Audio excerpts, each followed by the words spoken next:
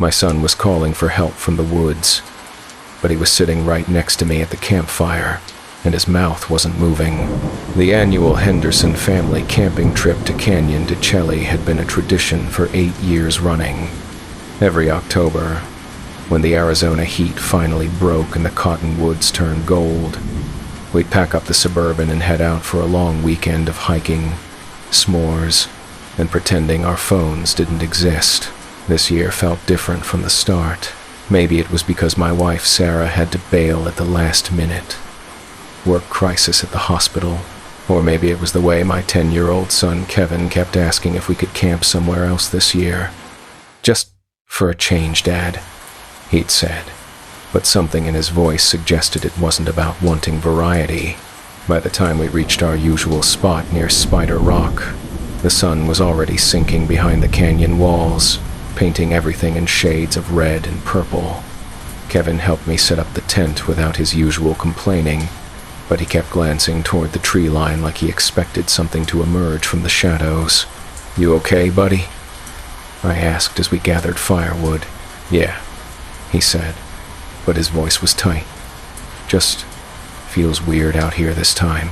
I figured he was missing his mom. Sarah usually handled the camp cooking and kept us organized. Without her steady presence, our little expedition felt lopsided, incomplete. We got a good fire going as darkness settled over the canyon. I broke out the hot dogs and marshmallows, trying to maintain our traditions despite the change in our group dynamic. Kevin seemed to relax a bit once we had flames crackling between us and the vast darkness beyond. "Dad, tell me the story about when you got lost up here," Kevin said, settling into his camp chair with a roasted marshmallow cooling on a stick. It was one of his favorite stories. How I'd wandered off the trail as a teenager and spent a terrifying night alone in the desert before my own father found me the next morning. I told it dozens of times, but Kevin never seemed to tire of hearing about my youthful stupidity. I was halfway through the familiar tale when I heard it. "Dad! Dad! Help me!" The voice came from somewhere in the darkness beyond our circle of firelight. Kevin's voice, high and panicked, calling for assistance. I looked at my son, sitting 3 feet away from me, marshmallow frozen halfway to his mouth. His eyes were wide with confusion and fear. "Did you hear that?" I whispered. Kevin nodded slowly. That sounded like me. "Dad, please. I'm stuck." There it was again. Kevin's voice, desperate and frightened, echoing from the direction of Spider Rock. But Kevin was right here, and his mouth hadn't moved.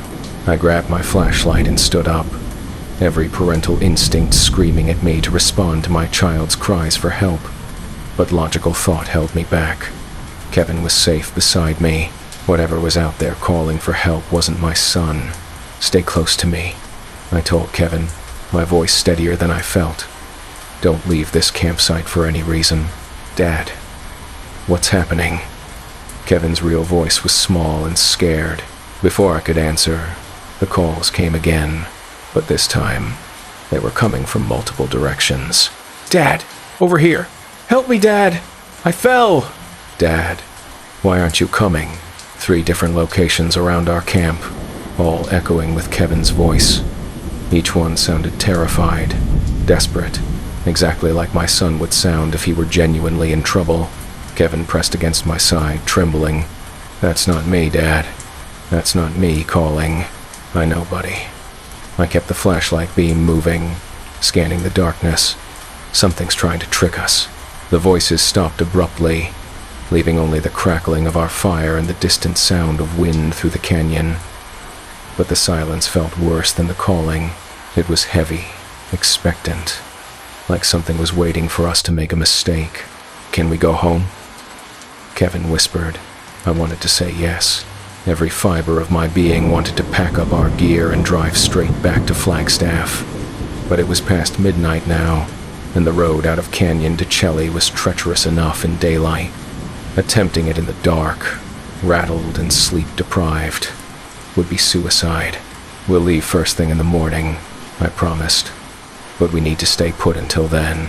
I added more wood to the fire, building it higher than necessary. The flames pushed back the darkness, creating a barrier of light around our camp. Whatever was out there seemed to be keeping its distance from the fire. "Dad?" Kevin's voice was barely audible. "Yeah? What if it comes closer?" Before I could answer, we heard footsteps. Slow, deliberate steps circling our campsite, staying just beyond the reach of our firelight. I counted the rhythm. Someone walking carefully, testing each step before committing their weight. But the footsteps were too light, too small. They sounded exactly like Kevin's sneakers hitting the packed earth. "Dad!" The voice called again, closer this time. "Why won't you help me? I'm scared." Kevin whimpered and buried his face against my shoulder. I wrapped my arm around him, keeping the flashlight steady in my other hand. "I know you're not my son," I called out toward the darkness. "Stay away from us." Laughter answered me. Child's laughter, bright and innocent, exactly like Kevin's giggle when he found something genuinely funny. But there was something wrong with it, something hollow and mocking. "But I am your son, Dad," the voice said, much closer now. "Don't you recognize me?" A shape moved at the very edge of our firelight. Small, child-sized, wearing clothes that looked familiar in the flickering shadows. Jeans and a red jacket, just like Kevin was wearing. "Look at me, Dad." I kept my eyes fixed on the shape, refusing to look directly at it. Some instinct warned me that seeing it clearly would be a mistake. "Dad, you're scaring me," Kevin whispered, his real voice trembling against my chest. The thing at the edge of our camp moved closer, just enough for the firelight to catch its outline. It stood like Kevin, held its head at the same angle, even wore its hair in the same messy style, but something was wrong with its proportions. The arms hung too low, the head sat strangely on its shoulders, and when it moved, it was with a jerky, unnatural gait. "Come here, Dad," it said in Kevin's voice. "Come see what I found." "No," I said firmly, pulling Kevin closer. "We're staying right here." The thing tilted its head, studying us with an expression I couldn't quite make out. Then it smiled, and even from this distance, I could see there were too many teeth.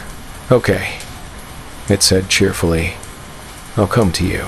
It took a step forward, into the full light of our fire. What I saw made my stomach lurch. It wore Kevin's face, but like a mask that didn't quite fit. The features were in the right places, but subtly wrong. Eyes set too far apart, mouth stretched too wide, skin that looked waxy and artificial in the firelight. Kevin gasped and pressed his face harder against my shoulder, refusing to look. "That's not me," he whispered. "Dad, that's not me." "I know," I said, standing slowly and pulling Kevin up with me. "We're going to back toward the truck." Slowly, the thing wearing Kevin's face watched us with tilted head, still smiling that too wide smile. "Where are you going, Dad? Don't you want to play with me?" We took careful steps backward, staying within the circle of firelight as much as possible. The truck was only 20 yards away, but it felt like 20 miles. The creature began to circle us, staying at the edge of the firelight, its movements becoming more erratic and unnatural. It would skip like a child one moment, then lumber like something much larger the next. "Dad, I'm cold," it called out. "Can I sit by the fire, please?" Its voice had taken on a wheedling quality, the same tone Kevin used when he wanted something he knew he shouldn't have. The mimicry was so perfect it made my skin crawl. "Ignore it," I whispered to Kevin. "Don't listen to anything it says." But the thing heard me and laughed. Kevin's laugh again, but distorted, like a recording played at the wrong speed. "He can't ignore me forever, Dad. I know where you live. I know where Kevin goes to school. Roosevelt Elementary, right? Room 12? Mrs. Patterson's class?" My blood turned to ice. How could it know that? We were hundreds of miles from home, in the middle of nowhere. Shut up, I said, my voice cracking. Kevin walks to school every day. The thing continued conversationally. Down Maple Street, across the park, past the old blue house with the broken fence. He likes to stop and pet the brown dog that lives there. Max, isn't it? Kevin was shaking violently against my side. Dad, how does it know about Max? I don't know, I said, but my mind was racing. This wasn't just some random creature. It had been watching us, studying us, learning about our lives in ways that should have been impossible. The thing stepped closer, and in the flickering firelight, its features began to shift and change. The face that had been almost Kevin started to melt and reform, like clay being molded by invisible hands. Maybe Kevin isn't who you want to see, it said, and now its voice was different too. Lower, more feminine. Maybe you'd prefer someone else? The features continued to shift, and with growing horror, I realized what it was becoming. The face was changing into Sarah's, my wife's face, but with those same wrong proportions, those too wide eyes and too many teeth. Hello, honey, it said in Sarah's voice. Why don't you leave Kevin here and come with me? We can be together, just the two of us. Mom? Kevin whispered, confusion and fear warring in his voice. That's not your mother, I said firmly, pulling him closer. Your mother is safe at home. But the creature wearing Sarah's face smiled wider, and I could see rows of sharp teeth behind lips that looked like my wife's. Kevin knows I'm real, it said. Don't you, sweetheart? Mommy missed you so much. Kevin started to pull away from me, drawn by the familiar voice, the familiar face. Mom, is that really you? Kevin, no! I grabbed his arm. Look at me. That thing is not your mother. The creature's laughter filled the night air, echoing off the canyon walls. He wants to believe, doesn't he? Children are so trusting, so easy to fool. I backed us further toward the truck, feeling behind me for the door handle. The creature followed, matching our pace exactly, never quite stepping fully into the light but never letting us escape either. You can't run forever, it said, still wearing Sarah's face but speaking in a voice that belonged to neither of my family members. I know who you are now. I know what you smell like, what you sound like, how you move. I can be you whenever I want. We reached the truck and I fumbled for my keys, hands shaking so badly I could barely get them in the lock. The creature was only 10 feet away now, close enough that I could see the unnatural way its joints bent, the way its skin seemed to ripple and shift in the firelight. Dad! Kevin suddenly screamed, pointing past the creature. I followed his gaze and felt my heart stop. There, standing by our abandoned campfire, was another figure. This one looked exactly like me. Same height, same build, same clothes. It waved at us with my own hand. Look, Kevin, the thing wearing Sarah's face said. Daddy's over there. Which one is real? Kevin looked back and forth between me and the figure by the fire, confusion and terror written across his face. Dad, which one are you? The figure by the fire began walking toward us, moving with my exact gait, my exact posture. As it got closer, I could see it wore my face perfectly. Every line, every scar, even the small mole on my left cheek. Kevin, it said in my voice, come here, son. Let's go home. No, I said, finally getting the truck door open. Kevin, get in. Now. But Kevin hesitated, looking between the two versions of his father. I don't know which one. The creature wearing my face smiled sadly. I know this is confusing, Kevin, but I'm your real dad. That other man, he's trying to hurt you. Kevin, I said urgently. Remember what I told you about the scar on my hand? From when I was fixing your bike last month? Kevin's eyes lit up with recognition. The screwdriver slipped and cut your palm. I held up my hand, showing him the thin white line across my palm. The other figure held up its hand too, but the palm was unmarked. "Get in the truck," I said. Kevin scrambled into the passenger seat, and I slammed the door behind us. The engine turned over on the second try, and I threw it in reverse, backing away from our campsite. In the headlights, I could see both creatures standing together now, the one wearing Sarah's face and the one wearing mine. They watched us go without moving, like mannequins in a store window. But as we drove away, something caught my eye in the rearview mirror. A third figure had joined them by the fire, small, child-sized, wearing Kevin's red jacket. All three of them waved goodbye. The drive back to Flagstaff took 6 hours, and we stopped only once for gas and coffee. Kevin slept fitfully in the passenger seat, occasionally mumbling in his sleep. Every time he spoke, I had to resist the urge to check the rearview mirror, half expecting to see one of those creatures sitting in the back seat. When we pulled into our driveway at dawn, Sarah's car was already there. She'd finished her crisis at the hospital and come home early. She met us at the door, still in her scrubs, dark circles under her eyes. "How was the camping trip?" she asked, giving us both hugs. "You're back sooner than expected." I looked at Kevin, and he looked back at me. During the drive, we'd agreed that we wouldn't tell her the truth. She'd never believe it, and Kevin didn't want to have to explain something he couldn't understand himself. "It was okay," Kevin said quietly, "but I think we should try a different place next year." Sarah laughed. "Getting tired of the same old spot? Well, variety is the spice of life." But later that morning, as Sarah was unpacking our gear, she found something that made her call out to me. "Honey, did you take any pictures on this trip?" I walked over to where she was holding Kevin's camera, the little digital camera he'd insisted on bringing to document our adventure. I'd completely forgotten about it in all the chaos.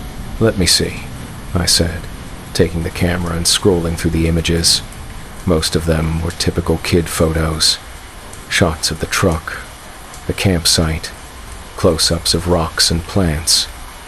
But the last few images made my blood run cold. There was a photo of our campfire taken from Kevin's perspective in his camp chair, but standing just outside the circle of light, barely visible in the darkness, was a tall figure watching us. The next photo showed the same figure, but closer, and the next one closer still. In the final image, taken just before Kevin must have put the camera away, the figure was standing right behind my chair. I could make out its face clearly in the photo. It was wearing my face, but the expression was wrong. Predatory, hungry, and it was reaching toward Kevin with hands that had too many fingers. I deleted the photos immediately, but I couldn't delete the memory of what I'd seen. That thing hadn't just been watching us from a distance. It had been right there with us, close enough to touch my son, studying him, learning him. Kevin started having nightmares that week. He'd wake up screaming about the other mommy and daddy, trying to get into his room. Sarah wanted to take him to a therapist, but I managed to talk her out of it. How could we explain what had really happened? The nightmares eventually faded, but Kevin was never quite the same. He became clingy, never wanting to be alone, always checking to make sure Sarah and I were really ourselves. He developed little tests, asking about shared memories, looking for scars and birthmarks, making us prove our identity in small ways. I understood. I found myself doing the same thing, because sometimes, late at night, I'd hear Sarah moving around downstairs when I knew she was asleep beside me, or I'd catch a glimpse of Kevin in the hallway when he was supposed to be at school, just for a moment, just out of the corner of my eye, but enough to make my heart race. The worst part was the phone calls. Every few weeks, my cell phone would ring, and when I answered, I'd hear my own voice on the other end. "Hello, Steve," I would say to myself. "How's the family?" "How?" I always hung up immediately, but the calls kept coming. Sometimes it was Sarah's voice, sometimes Kevin's. Always asking about the family, always knowing details they shouldn't know. We moved 3 months later, sold the house, changed our phone numbers, started over in a different state. I told Sarah it was for a job opportunity, and she believed me. She wanted to believe me, but deep down, I knew we weren't really running from anything. How do you run from something that can wear your face? Something that knows your voice, your mannerisms, your memories? Sometimes I wonder if we actually escaped that night at Canyon to Chelly, or if we're still there, still sitting by that fire, while something else lives our lives back home. How would we know? How could we tell? All I know for certain is this. If you're planning a camping trip to the Southwest, maybe pick somewhere else. Somewhere with lots of other people around. Somewhere well lit and busy and safe, because there are things out there in the desert that know how to be you better than you do. And once they've learned your face, your voice, your life, they never really let you go. They just wait for the right moment to take your place. I woke up to find my hiking boots placed neatly outside my tent, but I was still wearing them on my feet. 3 days into what was supposed to be a week-long solo backpacking trip through the Superstition Mountains, I should have been hitting my stride. The first day had been brutal. 40-pound pack, steep switchbacks, Arizona sun that felt like it was trying to cook me alive. But by day 3, my body had adjusted to the rhythm. Wake before dawn, hike until the heat became unbearable, find shade for the afternoon, then push on until evening. I had chosen this route specifically because it was remote. No cell service, no other hikers, just me and the desert. After 6 months of cubicle life and conference calls, I needed the silence. I needed to remember what it felt like to be completely alone with my thoughts. That was before I realized I wasn't alone at all. The first sign something was wrong came on the morning of day 3. I camped near a small spring, one of the few reliable water sources in this part of the Superstitions. My routine was always the same. Wake up, put on my boots, roll up my sleeping bag, break down the tent. Simple, methodical, efficient. But when I unzipped my tent that morning and stuck my head out, my hiking boots were sitting there in the dirt about 10 feet away, placed perfectly parallel to each other, laces tied neatly, like someone had taken them off and set them down with care. I looked down at my feet.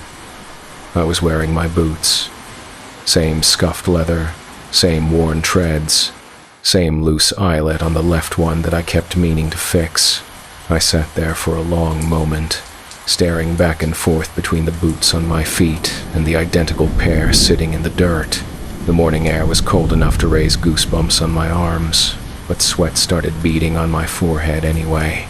"Okay," I said out loud, my voice sounding strange in the desert silence. "That's weird." I crawled out of the tent and walked over to the duplicate boots. They looked exactly like mine. Same size, same brand, even the same pattern of wear on the soles. I picked one up and turned it over. There, on the heel, was the same small cut I'd gotten when I'd slipped on a sharp rock during a hike in Sedona last year. The boots were identical. Perfectly, impossibly identical. My rational mind scrambled for explanations. Maybe another hiker had the same boots and had accidentally left them here. Maybe I was more tired than I thought and was seeing things. Maybe the desert heat was already getting to me, even in the cool morning air. But deep down, in the part of my brain that still remembered being afraid of the dark as a kid, I knew something was very wrong. I left the duplicate boots where they were and broke camp quickly, wanting to put distance between myself and whatever had happened during the night. As I hiked, I kept glancing back over my shoulder, half expecting to see someone following me, but the trail behind me remained empty, Just rocks and cactus and endless blue sky. The day passed without incident. I made good time, covering almost 8 miles before the afternoon heat forced me to take shelter under a rocky overhang. I tried to read, tried to rest, but my mind kept drifting back to those boots. How could there have been an exact duplicate? Down to the smallest details, the most personal wear patterns. That evening, I found another good campsite near a cluster of barrel cactus. I set up my tent more carefully than usual, making note of exactly where I placed everything. If something was messing with my gear, I wanted to know about it. I ate a cold dinner, energy bars and trail mix, and settled into my tent as the sun disappeared behind the mountains. Usually, I loved this time of day in the desert. The silence was profound, broken only by the occasional call of a coyote or the rustle of wind through the creosote bushes. Tonight, the silence felt oppressive, heavy, like the desert was holding its breath. I must have dozed off, because I was awakened by the sound of footsteps outside my tent. Slow, deliberate footsteps circling my campsite. I lay perfectly still, listening to the crunch of gravel under boots. The footsteps stopped directly outside my tent door. "Hello?" I called softly. No answer. But I could hear breathing. Slow, steady breathing that seemed to echo my own rhythm exactly. I reached for my flashlight and unzipped the tent flap slightly, peering out into the darkness. The beam of my light swept across the campsite, illuminating nothing but empty desert. The breathing stopped. I waited for several minutes, light trained on the area outside my tent, but nothing moved. Eventually, I convinced myself it had been my imagination. Maybe a coyote investigating my campsite, or just the wind playing tricks with sound. But when I woke up the next morning, my water bottles were arranged in a perfect circle around my tent. All 8 of them, pulled from my pack and placed with geometric precision in the dirt. I hadn't touched them since I'd gone to bed. This time, I didn't try to rationalize it away. Something was definitely wrong, and I needed to get out of these mountains.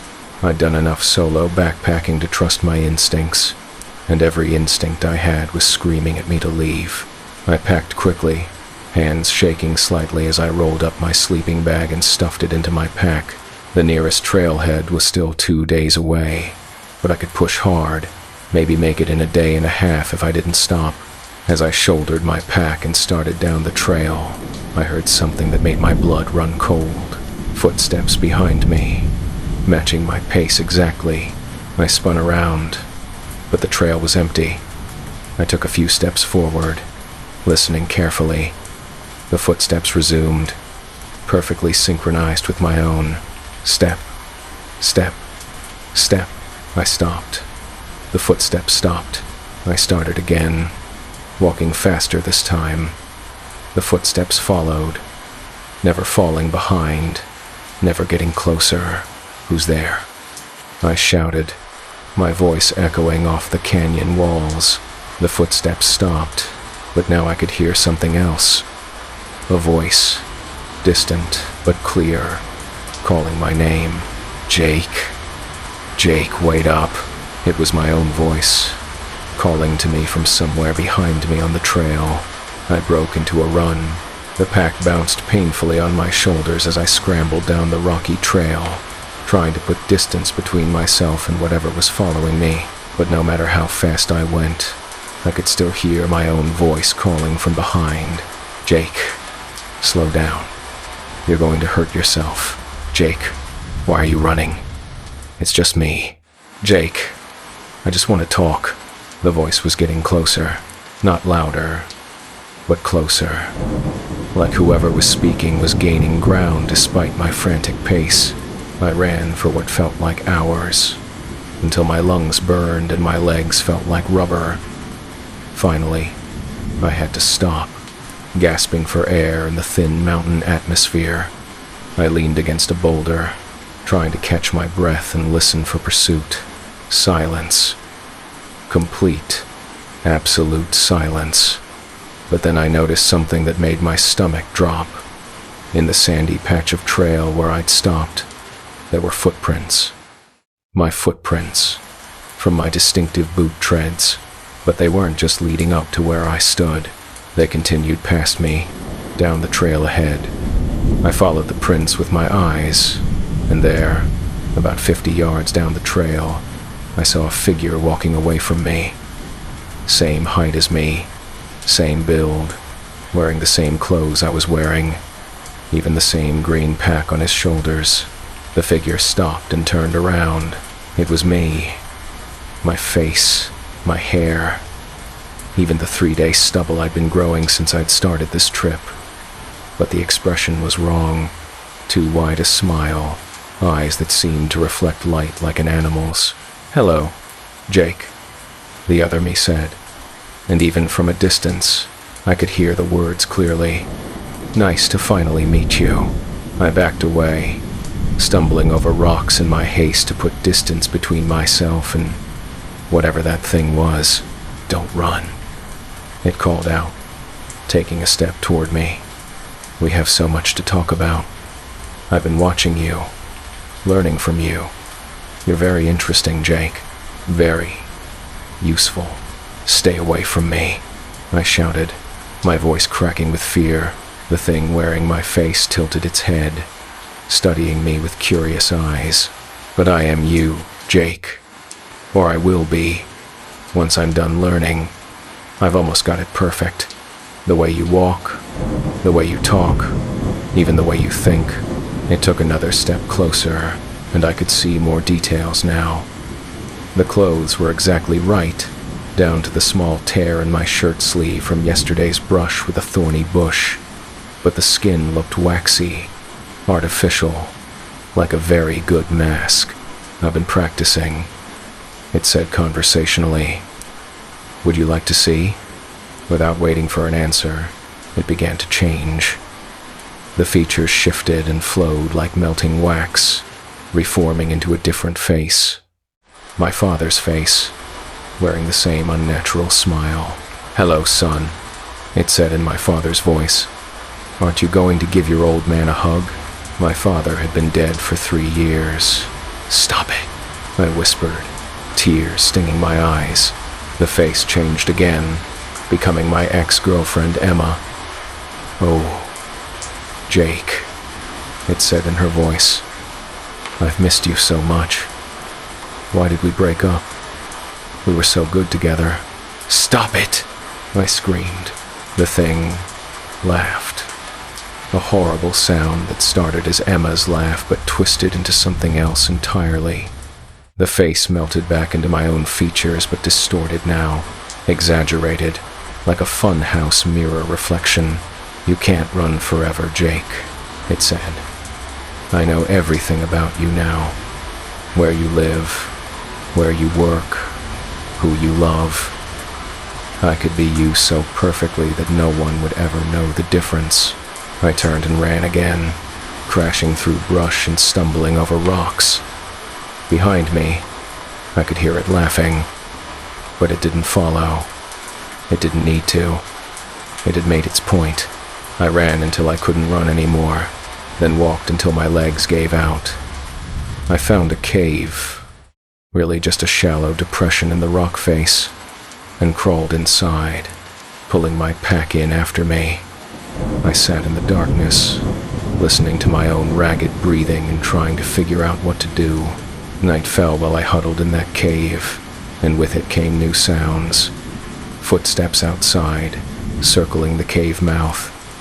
My own voice calling softly from the darkness. "Jake? I know you're in there. Come out and play." Jake, I brought you something. You're going to love it. Jake, I've been thinking about your life back home. Such interesting people, you know. Maybe I should pay them a visit." I pressed my hands over my ears, trying to block out the sound, but it seemed to come from inside my head as much as from outside the cave. The voice changed, becoming my mother's. "Jake, honey, why don't you come home? I'm worried about you." Then my boss. "Jake, You missed the meeting yesterday. This isn't like you. Then Emma again. Jake, I've been thinking about us. Maybe we should try again. Each voice was perfect, capturing not just the sound, but the cadence, the personality behind it. If I had been talking to any of these people on the phone, I would never have doubted they were real, but they weren't real.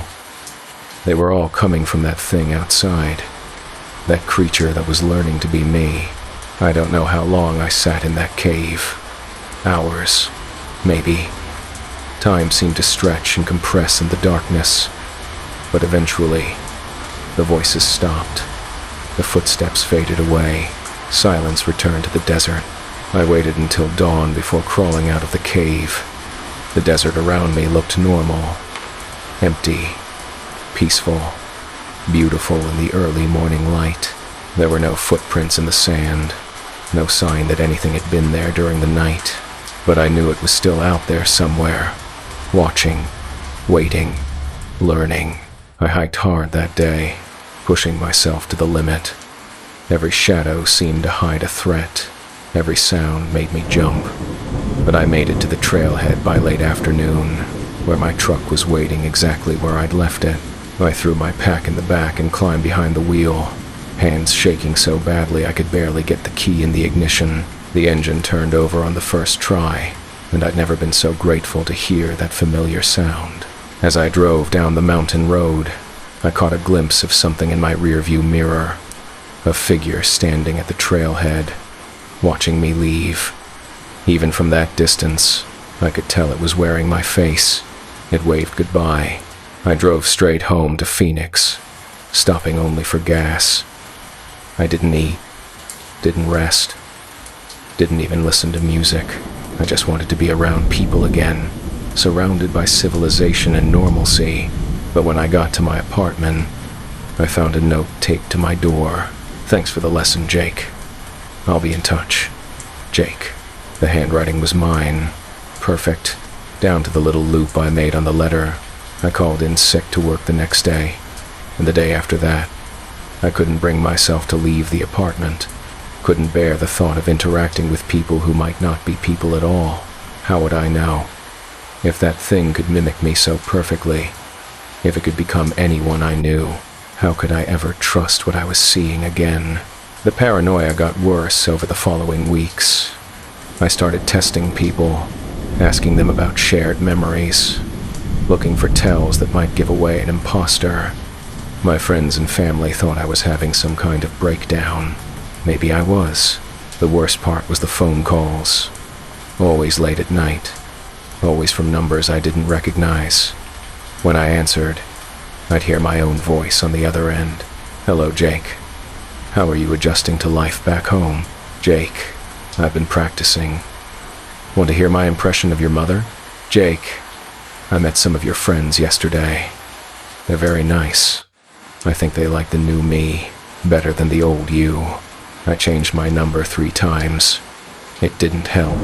I moved to a different city, got a new job, tried to start over, but the calls followed me. The notes continued to appear, and sometimes, walking down the street or sitting in a coffee shop, I'd catch a glimpse of myself in the crowd, watching me, smiling that too wide smile. The truth is, I don't know if I ever really escaped that thing in the Superstition Mountains. How could I tell? If it had already replaced me, if I was just a copy that thought it was real, would I even know? Sometimes I look in the mirror and wonder if the face looking back at me is really mine. Sometimes I catch myself saying things I don't remember thinking, moving in ways that feel foreign and strange. And sometimes, late at night when I'm alone with my thoughts, I remember what it said to me on that trail. I could be you so perfectly that no one would ever know the difference. What if it already is? What if I'm not Jake at all? Just a collection of borrowed memories and learned behaviors, walking around in a stolen life. The worst part is, I'd never know. The copy would think it was real. It would have all the same memories, all the same fears and hopes and dreams. It would write the same story I'm writing now, trying to warn people about something it doesn't understand. But I suppose that's what makes it perfect. If you're planning a solo trip into the desert, maybe take a friend. Better yet, stay home. Lock your doors. Trust your instincts. And if you ever meet someone who seems just a little too perfect, who knows just a little too much about you, maybe you should run. Because somewhere out there in the Superstition Mountains, something is still learning, still practicing, still getting better at being human. And it's very, very good at what it does. The missing hiker was walking toward our base camp, but we just found his body at the bottom of a ravine 2 miles away. 12 years I'd been with Coconino County Search and Rescue, and I thought I'd seen every way the desert could kill someone. Heat stroke, dehydration, flash floods, falls, snake bites, heart attacks brought on by overexertion in thin air. The Arizona wilderness didn't discriminate. It took the young and old, experienced and novice, careful and reckless with equal indifference. But what happened during the Thompson search changed everything I thought I knew about the dangers lurking in these mountains.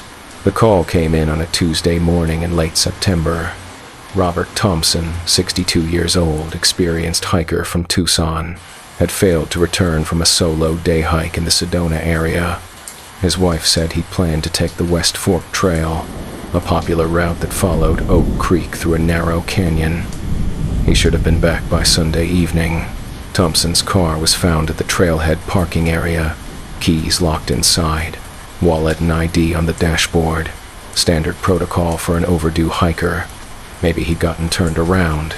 Maybe he'd fallen and injured himself. Maybe he'd had a medical emergency. We'd done hundreds of these searches over the years. I was team leader for the initial response, taking 3 other volunteers and a trailing dog named Rex up the West Fork Trail at first light. The weather was perfect. Cool morning air, clear skies, no wind. If Thompson was out there alive, we had a good chance of finding him. Rex picked up a scent trail almost immediately, leading us up the main path at a steady pace. The dog was focused, confident, tail up. All good signs that we were on the right track. About 2 miles in, where the trail started to climb away from the creek, Rex suddenly stopped and began circling, whining in confusion. The scent trail had gone cold. "What's he telling us?" asked Jenny Martinez, one of our newer volunteers. I knelt down next to Rex, studying the area where he'd lost the trail. The ground was rocky here, not great for holding footprints, but I could see signs that someone had left the main path. Broken vegetation, a scuff mark on a boulder, a small piece of fabric caught on a thorny bush. "Looks like our guy went off trail," I said. "Rex, find it." The dog cast back and forth for several minutes before picking up the scent again, this time leading us down a steep slope toward a side canyon.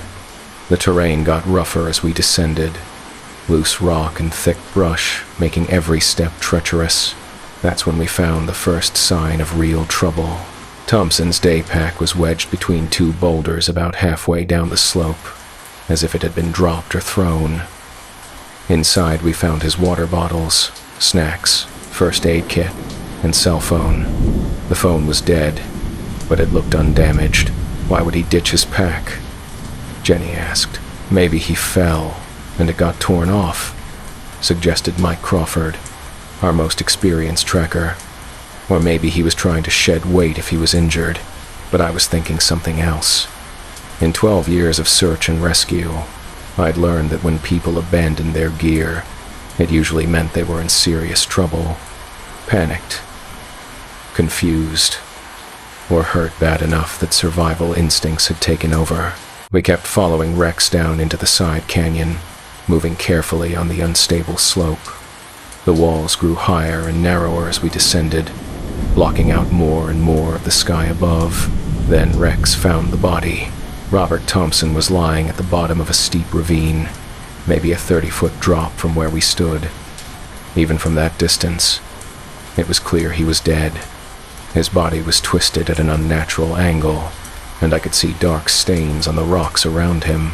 "Jesus," Mike whispered. "Looks like he fell from up there." I got on the radio to call in our location and request a recovery team. Standard procedure from here was to secure the scene, document everything, and wait for the medical examiner to determine cause of death. But while I was coordinating with base camp, Jenny called out from behind me. "Hey, look at this." She was pointing back up the slope, toward the direction we'd come from. There, about 50 yards away, was a figure walking slowly down the same path we'd just taken. "Thompson?" Mike called out. The figure looked up and waved.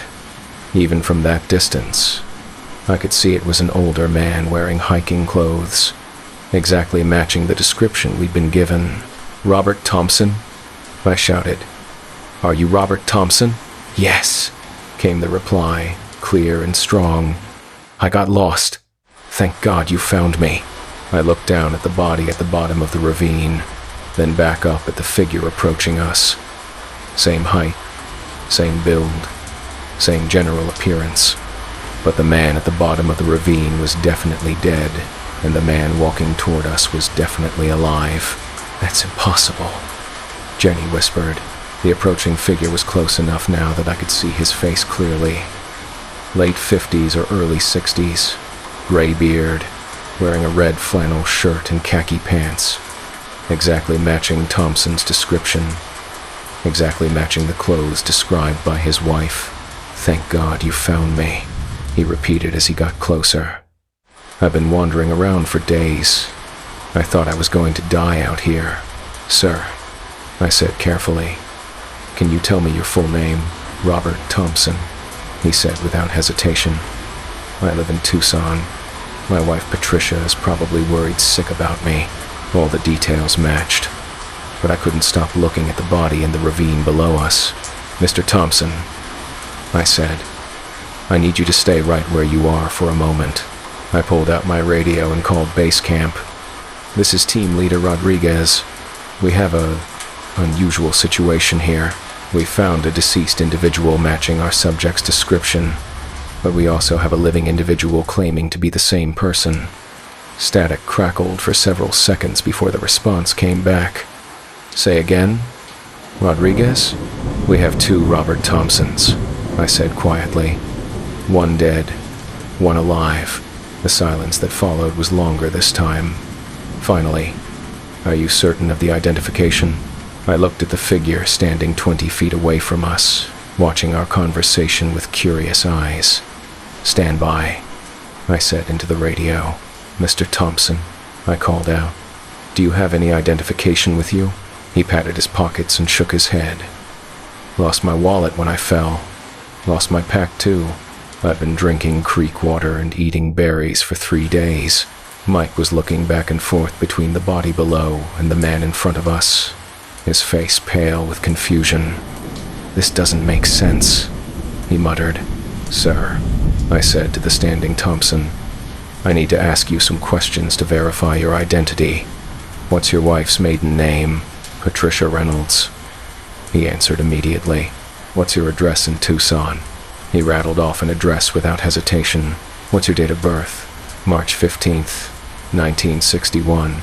All the answers were coming too quickly, too smoothly, like he'd rehearsed them. "Mr. Thompson," I said, "can you tell me exactly what happened to you? How did you get separated from your gear?" His expression changed slightly, becoming more guarded. I fell. Hit my head. Everything's a bit fuzzy after that." "Where did you fall?" He gestured vaguely back up the slope. "Somewhere up there. I've been wandering around in a daze, but the body below us hadn't fallen from up there. The positioning and the blood spatter suggested he'd fallen from much higher up, probably from the rim of the canyon." "Jenny," I said quietly, "get on the radio and ask base camp to contact Mrs. Thompson. Have them verify those details he just gave us." While Jenny moved away to make the call, I kept watching the man claiming to be Robert Thompson. There was something about his posture that bothered me. Too straight, too alert for someone who'd supposedly been lost in the wilderness for 3 days. "Are you feeling okay, Mr. Thompson?" I asked. "Any injuries? Dehydration?" "I'm fine," he said. Just tired and hungry. But his skin wasn't sunburned, despite supposedly spending days in the desert Sunday. His clothes weren't as dirty as they should have been, and his eyes. There was something wrong with his eyes. They were too bright, too focused, like an animal watching for prey. Jenny returned with a grim expression. Base camp confirmed the details, she said quietly. Address, wife's name, date of birth, all correct. Then who's the dead guy? Mike asked. I was wondering the same thing. But as I studied the living Thompson more carefully, I noticed other details that didn't add up. His boots were barely scuffed, despite supposedly scrambling through rough terrain for days. His fingernails were clean, and when he moved, it was with the fluid grace of someone in excellent physical condition, not the stumbling gait of an exhausted, dehydrated hiker. Mr. Thompson, I said, I'm going to need you to come with us back to base camp. We need to get you checked out by a medical team. Of course, he said with a smile. I'm just grateful you found me. But there was something wrong with that smile. It was too wide, showing too many teeth. As we began the climb back up to the main trail, I found myself walking behind the supposed Thompson, watching the way he moved. He was navigating the rough terrain with surprising ease, barely seeming to exert himself despite the steep climb. Halfway up the slope, Rex began acting strangely. The dog had been calm during our entire conversation with Thompson, but now he was growling low in his throat, hackles raised, staying as far away from the man as possible. Easy, Rex, I said, but the dog continued to growl. Thompson looked back at the dog with those two bright eyes. Dogs don't usually like me much, he said with that unnatural smile. That's when I made my decision. Actually, Mr. Thompson, I said, I think we should wait here for the recovery team. The climb back up is pretty treacherous, and you've been through a lot. His expression darkened slightly. I said I'm fine. I want to get out of here. I understand, but it's standard procedure. We need to secure the scene down there before we can move you. For a moment, something flickered across his face. Anger, maybe, or frustration. But then the smile returned. Of course, he said. Whatever you think is best. We waited in silence for the next 20 minutes, Thompson sitting on a boulder about 10 feet away from the rest of us. During that time, I noticed several things that made my skin crawl. He never blinked, not once that I could see. He never seemed to breathe heavily, despite the altitude and the climb, and most disturbing of all, his shadow fell in the wrong direction. The sun was behind us, but his shadow was pointing toward the sun instead of away from it. When the recovery team finally arrived, along with a deputy from the sheriff's department, I pulled the deputy aside and quietly explained the situation. You're telling me we have two Robert Thompsons? Deputy Carson asked. That's what I'm telling you. Carson studied the man sitting on the boulder, then looked down at the body in the ravine. Well, one of them is definitely dead. I guess we'll have to sort this out back at the station. But when Carson approached Thompson to ask him to come in for questioning, the man's demeanor changed completely. I don't think so, Thompson said, standing up from the boulder. As he rose, something about his proportions seemed wrong. He looked taller than he had before, his limbs longer, his frame more angular. Sir, Carson said, hand moving instinctively toward his weapon. I'm going to need you to come with me. Thompson tilted his head at an unnatural angle, studying the deputy with those bright, predatory eyes. No, he said simply. Then he smiled, and I saw that his teeth weren't right either.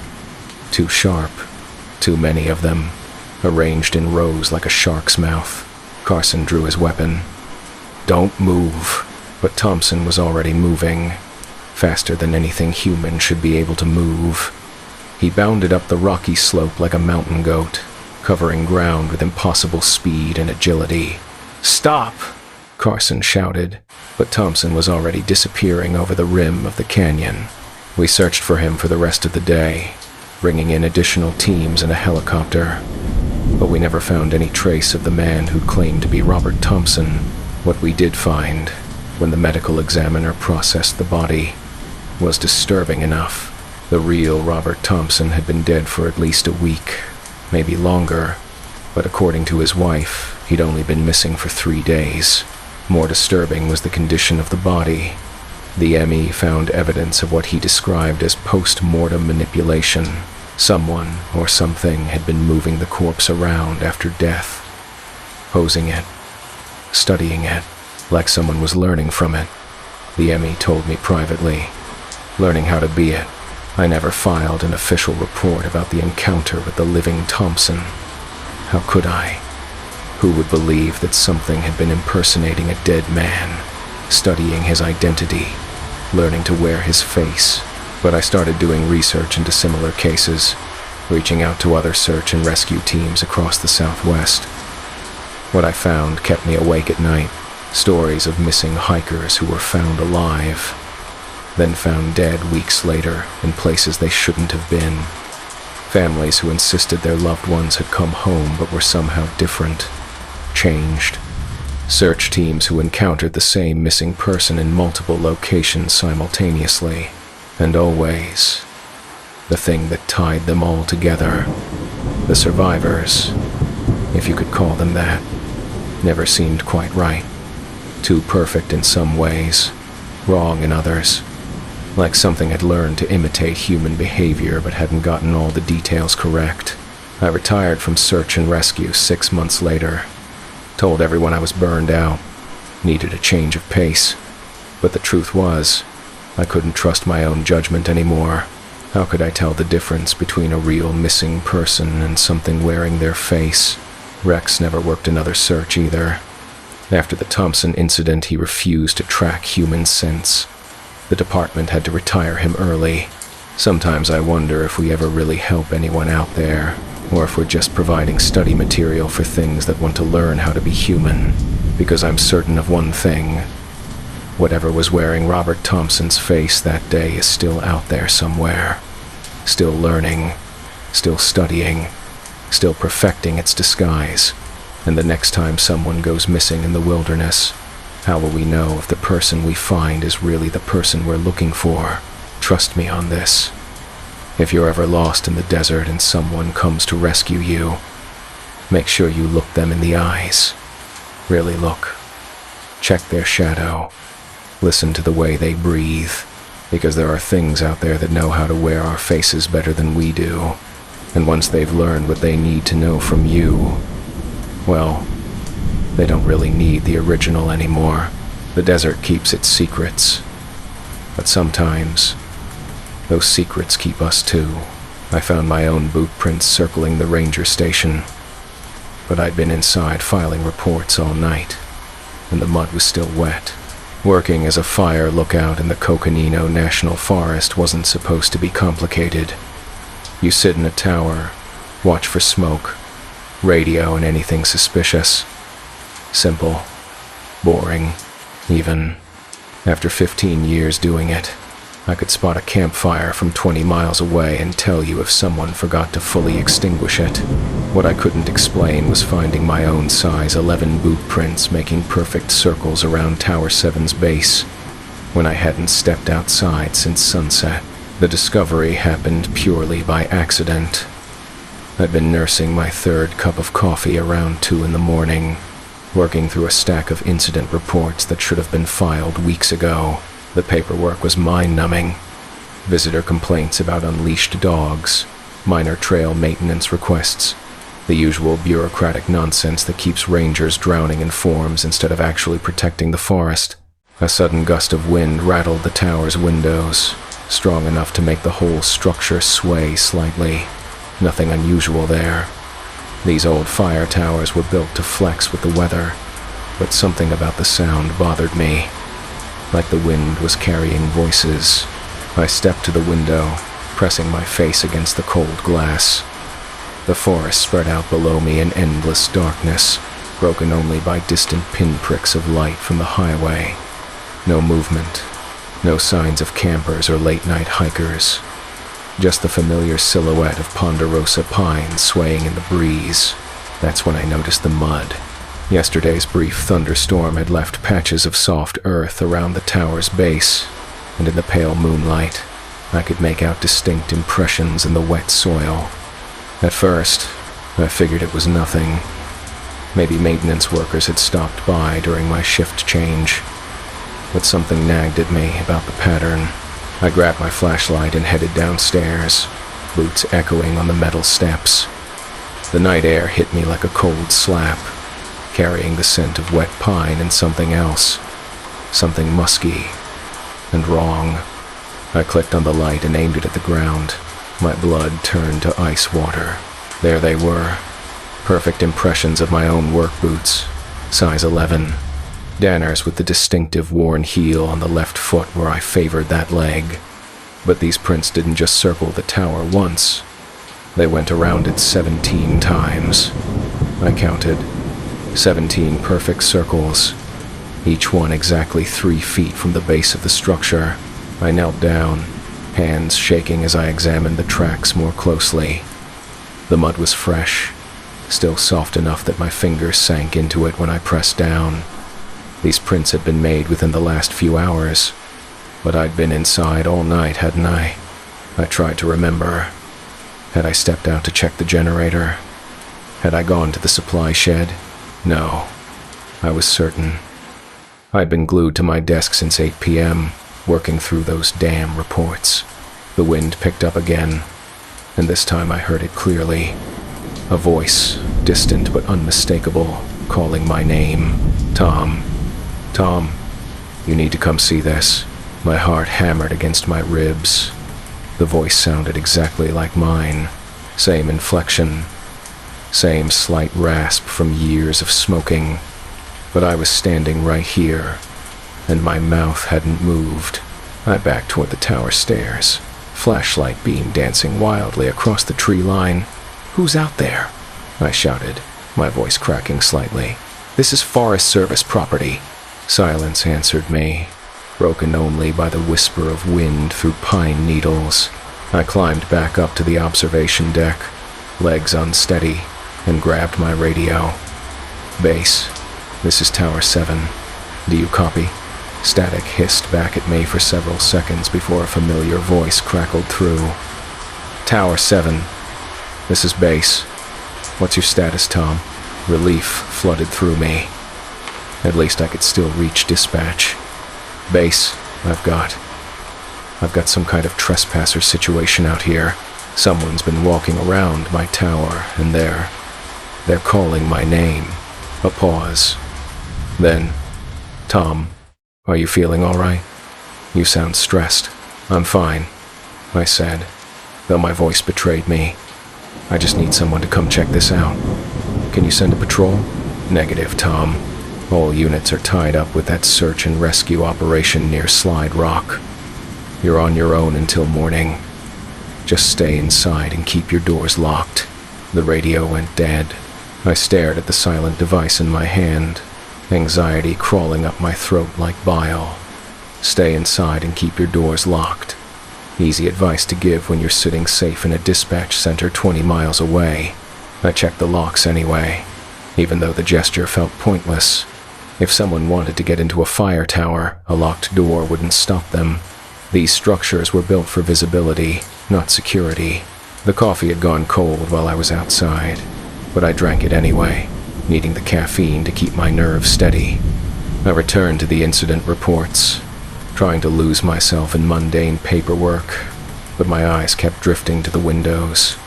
Every shadow seemed to move. Every sound made me jump.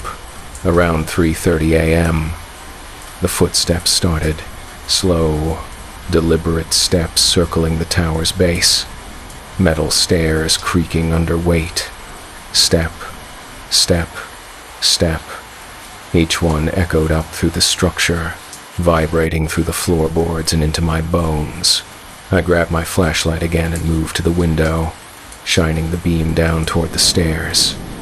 Nothing there, but the footsteps continued, growing louder, more insistent. "Hey!"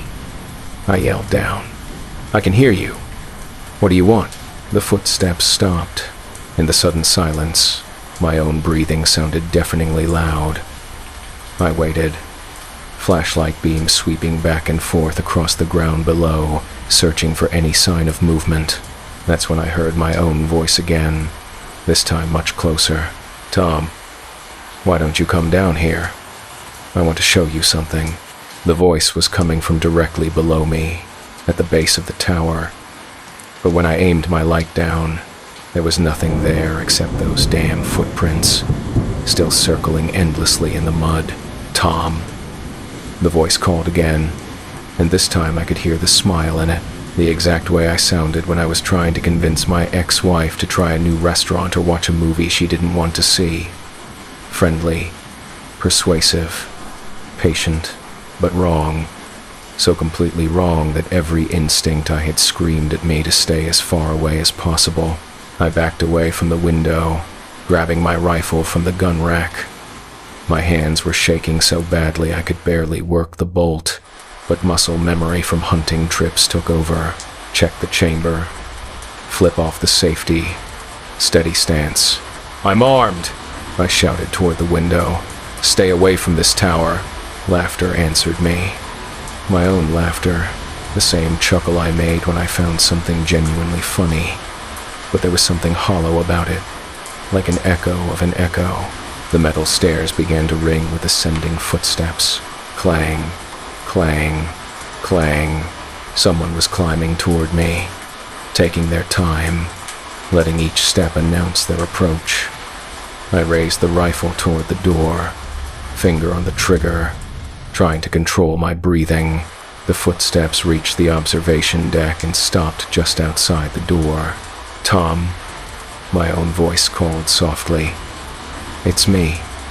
Open up." I stared at the door, rifle trained on the handle. Through the small window, I could see nothing but darkness.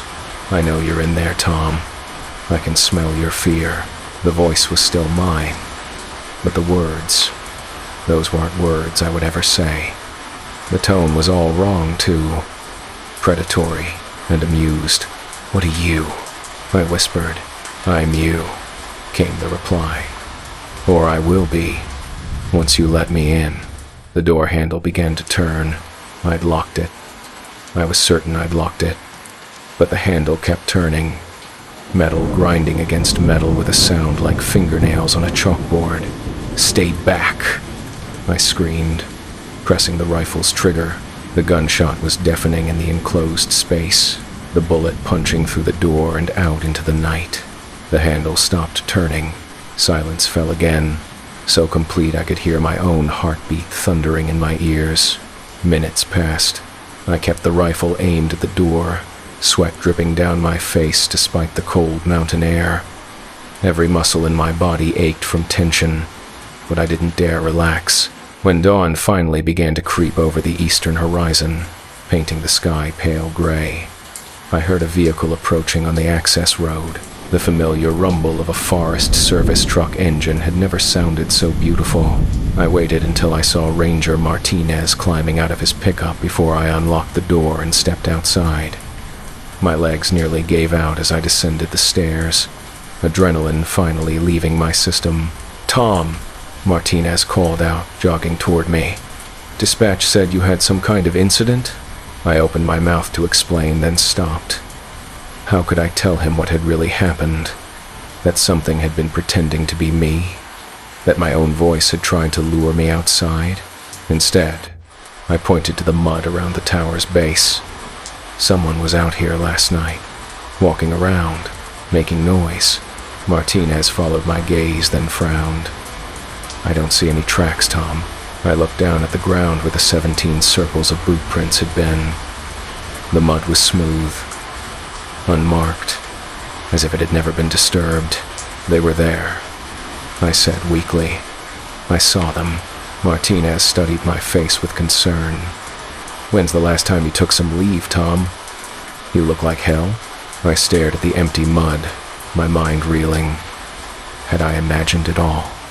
Was the isolation finally getting to me? But then I noticed something that made my blood run cold all over again.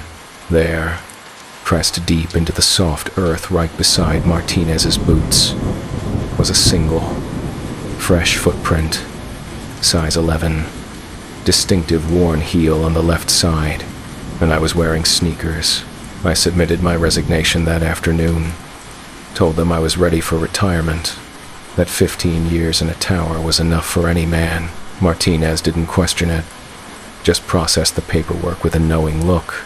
But as I drove away from Tower 7 for the last time, I couldn't shake the feeling that something was watching me go. Something that knew exactly how I walked, how I talked, how I laughed. Something that was still out there in the forest, wearing my face like a mask it had learned to put on. And if you're reading this, if you're thinking about taking a job as a fire lookout in the Coconino National Forest, maybe consider a nice desk job instead. Trust me on this one. Some kinds of solitude aren't worth the paycheck.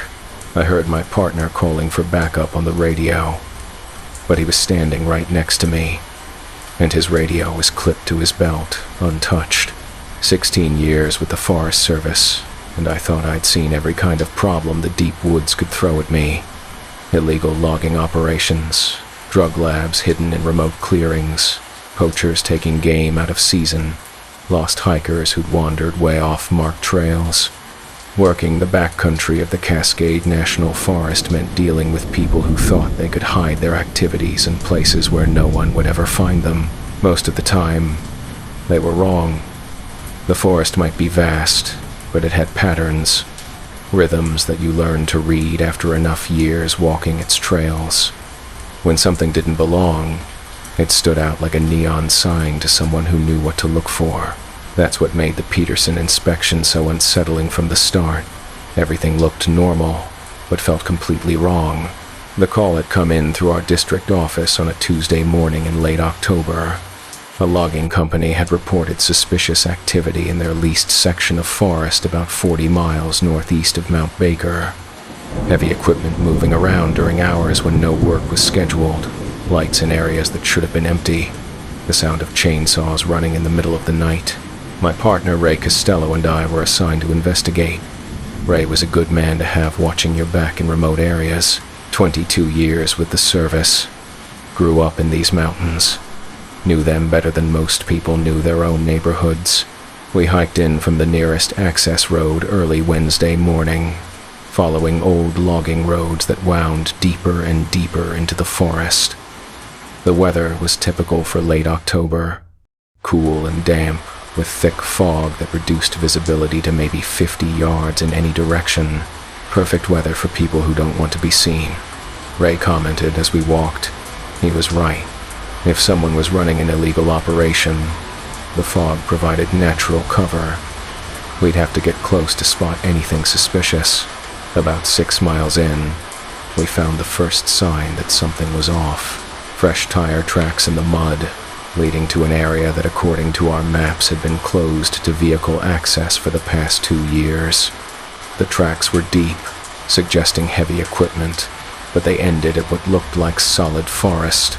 No clearing, no signs of machinery, just thick stands of Douglas fir and western hemlock. Where'd they go? Ray muttered, studying the tracks. I was wondering the same thing. The tracks simply stopped, as if the vehicles had driven straight into the trees and vanished. We followed the tire marks as far as we could, but they led us into increasingly dense forest where even foot travel became difficult. After about a mile of bushwhacking, we decided to circle back and approach from a different angle. That's when we heard the first chainsaw. The sound came from somewhere ahead of us, the distinctive whine of a gas-powered saw cutting through wood. But when we moved toward the sound, it seemed to shift locations, always staying just out of sight beyond the next ridge or stand of trees. Weird acoustics in this fog, Ray said, but I could hear the uncertainty in his voice. We spent the next hour trying to track down the source of the sound, but every time we thought we were getting close, the chainsaw would fall silent. Then, 10 minutes later, it would start up again from a completely different direction. By noon, we'd covered a lot of ground but hadn't found any evidence of actual logging activity. No cut trees, no sawdust, no equipment, just those phantom chainsaw sounds that seemed to be leading us in circles. "Let's take a break," I suggested, pulling out my radio to check in with the district office. But when I keyed the mic, what came out wasn't my voice. "District Base, this is Ranger Thompson. We've got a situation out here. Requesting immediate backup." The voice was mine. Same inflection, same radio protocol I'd been using for 16 years. But I hadn't said those words. My mouth hadn't moved, and the radio was still clipped to my belt. Ray stared at me with wide eyes. What the hell was that? Before I could answer, the radio crackled with a response from base. "Thompson, what's your situation? What kind of backup do you need?" Again, my voice came through the speaker, even though I wasn't transmitting. "We're being followed," my voice said. "Something's been tracking us for the past hour. We need additional units out here immediately." "Negative," Ray said quickly into his own radio. "This is Costello. Disregard that last transmission. Thompson and I are fine. Continuing investigation as planned." Silence from base for several seconds. Then, "Costello, please have Thompson confirm his status." I keyed my radio, hands shaking slightly. "Base, this is Thompson. I'm fine. I didn't make that previous transmission requesting backup." Another pause. "Thompson, you just called for backup 2 minutes ago. Are you saying that wasn't you?" Ray and I looked at each other. How could we explain that someone else was using my voice on our radio frequency? "Base," I said, carefully. "We may have some kind of radio interference out here. If you receive any more transmissions claiming to be from me, please verify with Costello first." "Copy that, Thompson. Stay in contact." The radio went quiet, but the damage was done. Someone or something out here knew my voice well enough to imitate it perfectly, and had access to our radio frequency. "We need to get out of here," Ray said quietly. I agreed. But as we started back toward the access road, the chainsaw sounds started again. This time, they were coming from multiple directions at once. 3, maybe 4 different saws, all running simultaneously. But as we moved through the forest, I started to notice something that made my skin crawl. The chainsaw sounds were moving with us, maintaining the same distance, always staying just out of sight, like whatever was making them was tracking our movement. "Ray," I said, stopping abruptly. "Listen to the pattern." He stopped and cocked his head, listening to the distant sounds of the saws. "They're cutting in rhythm," he said after a moment, "like they're communicating." He was right. The chainsaws weren't just running randomly. They were starting and stopping in sequence, creating a pattern that almost sounded like Morse code. That's when my radio crackled again. "Ray, where are you?" It was Ray's voice, coming through the speaker. "I can't find you, man. Something's wrong out here." But Ray was standing right next to me. I could see him, could reach out and touch him. "Base, this is the real Costello," Ray said into his radio. "Someone is impersonating both Thompson and myself on this frequency." "Costello," came the reply. "We have you on GPS. You're moving east towards Sector 7. Thompson is showing stationary about half a mile behind you." Ray and I looked at our GPS units. According to mine, we were both in the same location. But apparently Base was tracking 2 Ray Costellos, one standing next to me, and one moving through the forest half a mile away. "Base," I transmitted. "Thompson here. Costello is standing right next to me. Whatever you're tracking in Sector 7 is not him. Thompson, we show you stationary in Sector 5. The Costello signal is moving toward your position." The implications hit me like a cold wave. According to Base, there were 2 of each of us out here, and the duplicates were trying to converge on our location. "We need to move," I said to Ray. Now, we started jogging through the forest, but the terrain was rough and visibility was still limited by fog. Behind us, I could hear the chainsaw sounds getting closer, and ahead of us, my radio was picking up transmissions from our own voices. "Ray, I found something." Ray's voice said through the static, "You need to see this." "Thompson, where are you?" My voice called. "I've been looking for you for an hour." The voices were coming from just ahead of us now, maybe 100 yards away through the trees. Ray grabbed my arm. "Those aren't us," he whispered. "I know," I said. But hearing my own voice calling out from the forest ahead was one of the most disturbing things I'd ever experienced. We changed direction, heading toward higher ground where we might be able to get better radio reception and call for real backup. But as we climbed, the fog began to thin, and I caught glimpses of figures moving through the trees below us. 2 figures, wearing Forest Service uniforms identical to ours. Even at a distance, they looked exactly like Ray and me. Same height, same build, same equipment loadout. "Jesus Christ," Ray breathed. "Look at them." I focused my binoculars on the figures below. What I saw made my stomach lurch. They moved wrong. Too smooth, too coordinated, like they were floating instead of walking. And when they turned their heads to scan the forest, they moved with mechanical precision, covering exact angles like security cameras. But the worst part was when they looked up in our direction. Even from several hundred yards away, I could see their faces clearly through the binoculars. They were our faces. Perfect copies, down to the smallest details. But the expressions were wrong. Too intense. Too focused. Like predators studying prey. "They know we're here," Ray said. He was right. Both figures were now looking directly at our position, and they'd started moving up the slope toward us with purposeful strides. We ran. The higher elevation helped with radio reception, and I was able to get through to base with a clear signal. "Base, this is Thompson. We have an emergency situation. Requesting immediate extraction at the nearest helicopter landing zone." "Thompson, what's your emergency?" "We're being impersonated by unknown individuals. They have our voices, our appearance, and access to our radio frequency. We need law enforcement backup immediately." Silence from base for several long moments. "Thompson," came the eventual reply.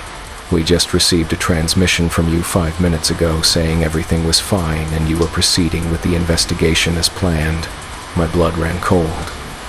That wasn't me. "Thompson, you're asking us to believe that someone is impersonating Forest Service rangers in the field?"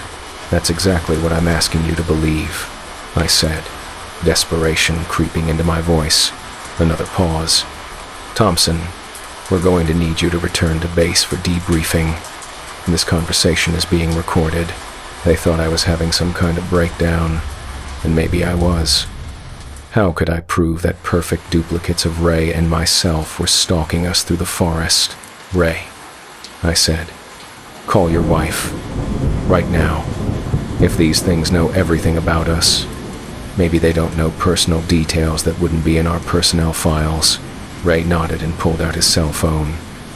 "Amazingly, we had a signal up here." "Jenny," he said when she answered, "I need you to listen carefully. What was the name of our first dog?" A pause. "Ray, are you okay? You sound strange. Just answer the question." "Rusty," she said. "His name was Rusty." "Ray, what's wrong?" "Someone might call you pretending to be me," Ray said quickly. "If they do, ask them about Rusty. If they don't know, hang up and call the police." "Ray, you're scaring me. Just trust me on this. I'll explain when I get home." He hung up and looked at me. If those things can imitate our voices and our appearance, maybe they can't access memories that aren't recorded anywhere. It was a good plan, but I wasn't sure we'd live long enough to test it. The figures below had reached our previous position and were now spreading out, clearly searching for our trail. And they weren't alone anymore. Through the binoculars, I could see more figures moving through the forest. Dozens of them, all wearing Forest Service uniforms, all moving with that same unnatural coordination. How many of us are there? Ray whispered. I counted at least 20 figures visible through the trees, all apparently identical copies of Ray and myself. Base, I transmitted. How many Forest Service personnel are supposed to be in this sector today? Just you and Costello, came the reply. Then you need to know that we're looking at approximately 20 individuals wearing Forest Service uniforms in our immediate area. Long pause. Thompson, are you saying there are 20 unauthorized people impersonating federal officers? I'm saying there are 20 copies of Costello and myself walking around down there. The silence from base stretched for almost a minute. Thompson, we're dispatching a helicopter to your location. Do not approach any other individuals until law enforcement arrives. Finally, someone was taking this seriously, but the helicopter was still at least 30 minutes away, and the figures below were spreading out in a search pattern that would eventually reach our position. We need to keep moving, I told Ray. We worked our way along the ridge, staying in the thickest cover we could find, but every few minutes, we'd hear our own voices calling out from different parts of the forest. Ray, I found their trail. Thompson, they went this way. Base, we have visual contact. The things were coordinating their search, using our voices to communicate with each other, and they were getting closer. When the helicopter finally arrived, the pilot had trouble locating us because there were so many figures on the ground claiming to be Forest Service rangers. The radio was filled with transmissions from our own voices, all claiming to be the real Thompson and Costello. Helicopter, this is Thompson, my voice said through the radio. We're in the clearing at grid reference 37 Alpha. Ready for pickup.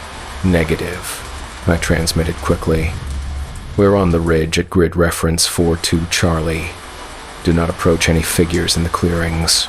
Thompson, we have multiple individuals claiming to be you, the pilot said. How do we verify identity? Ray grabbed the radio. Ask Thompson what his wife's maiden name Island. Thompson, what is your wife's maiden name? I keyed the mic. I'm not married. Anyone who answers that question is not me. Silence for several seconds. Then, Thompson, we just received 3 different answers to that question from 3 different sources. What were the answers? Martinez, Johnson, and Williams. None of those were correct, because I'd never been married. But the fact that the duplicates had given different answers suggested they were guessing, filling in gaps in their knowledge with random information. Pilot, the real Thompson and Costello are the only ones who know that Thompson has never been married. Extract us from grid reference 42 Charlie and treat all other individuals as hostile. The extraction went smoothly, but as the helicopter lifted off, I looked down at the forest below. Dozens of figures wearing our faces were standing in clearings throughout the area, all looking up at us with those 2 bright, predatory eyes. The official report classified the incident as unexplained, and the area was quietly closed to public access. Ray and I were transferred to different districts, supposedly for our own safety, but really because nobody knew how to deal with what we'd encountered. But the story doesn't end there. Over the next few months, both Ray and I started receiving reports of people who claimed to have met us in places we'd never been.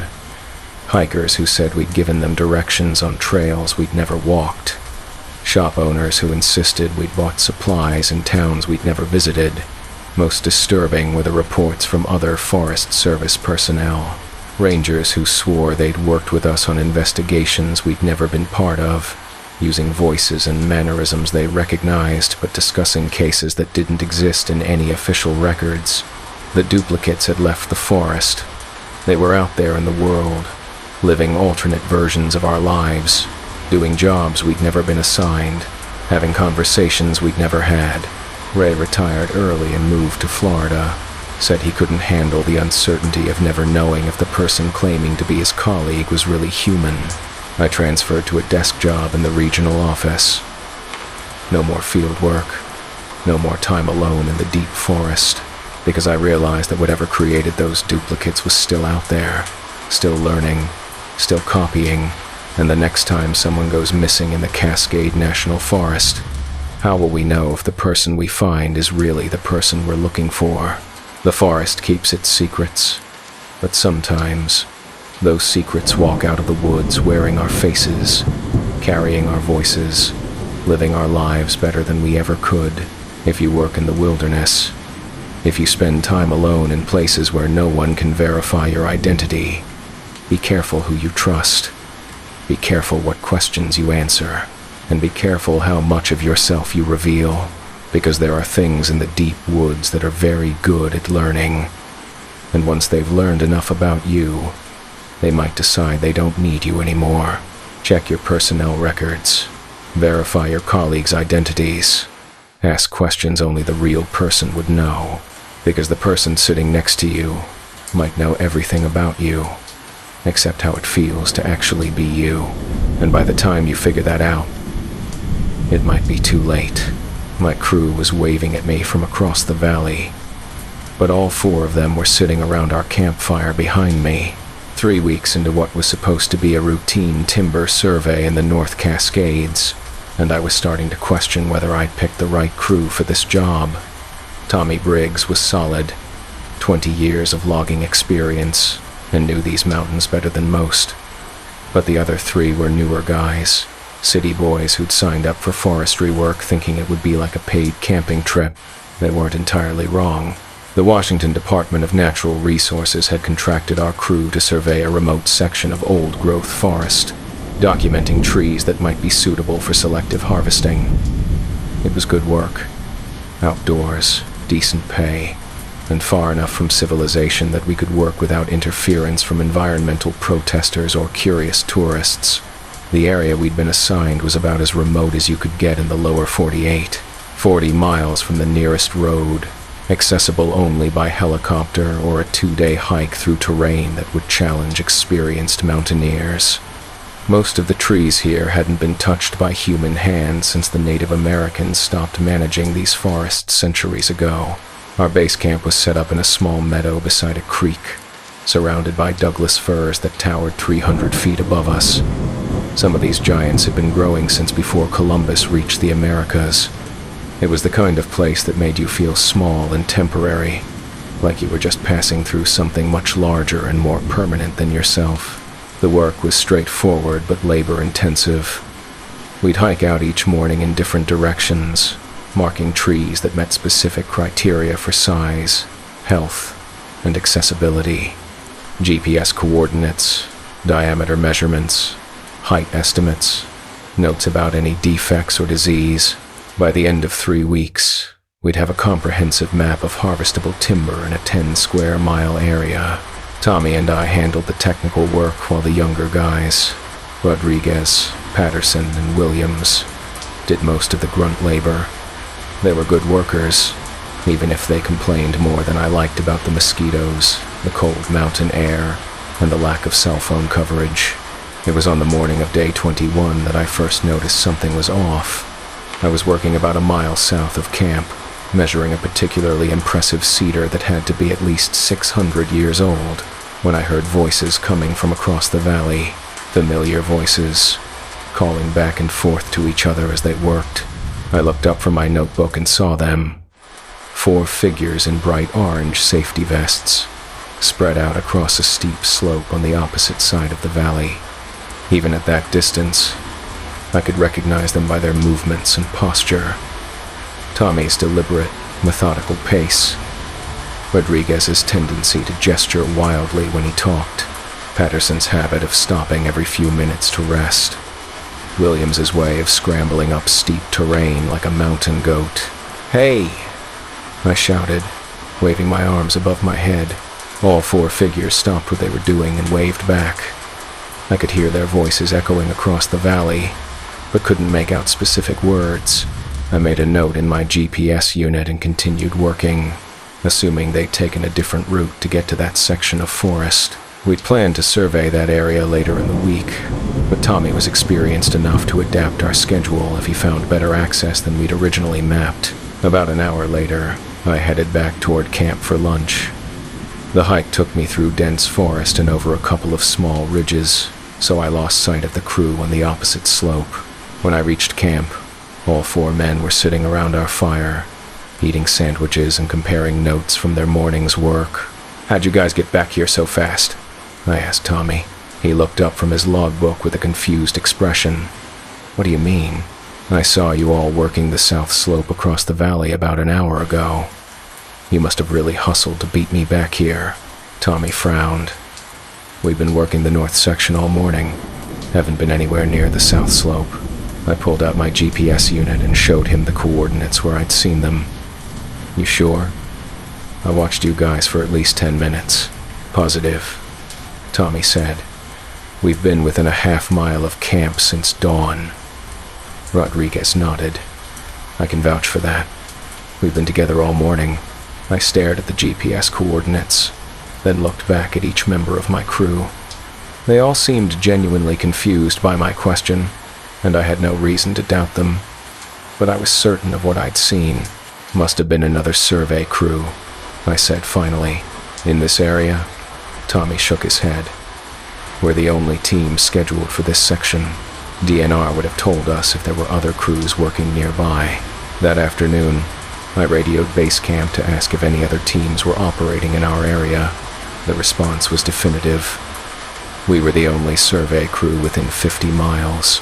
"Maybe it was a research team," suggested Patterson. "University guys studying old-growth ecosystems or something." It was possible, but unlikely. Research teams usually coordinated with commercial operations to avoid conflicts and safety issues.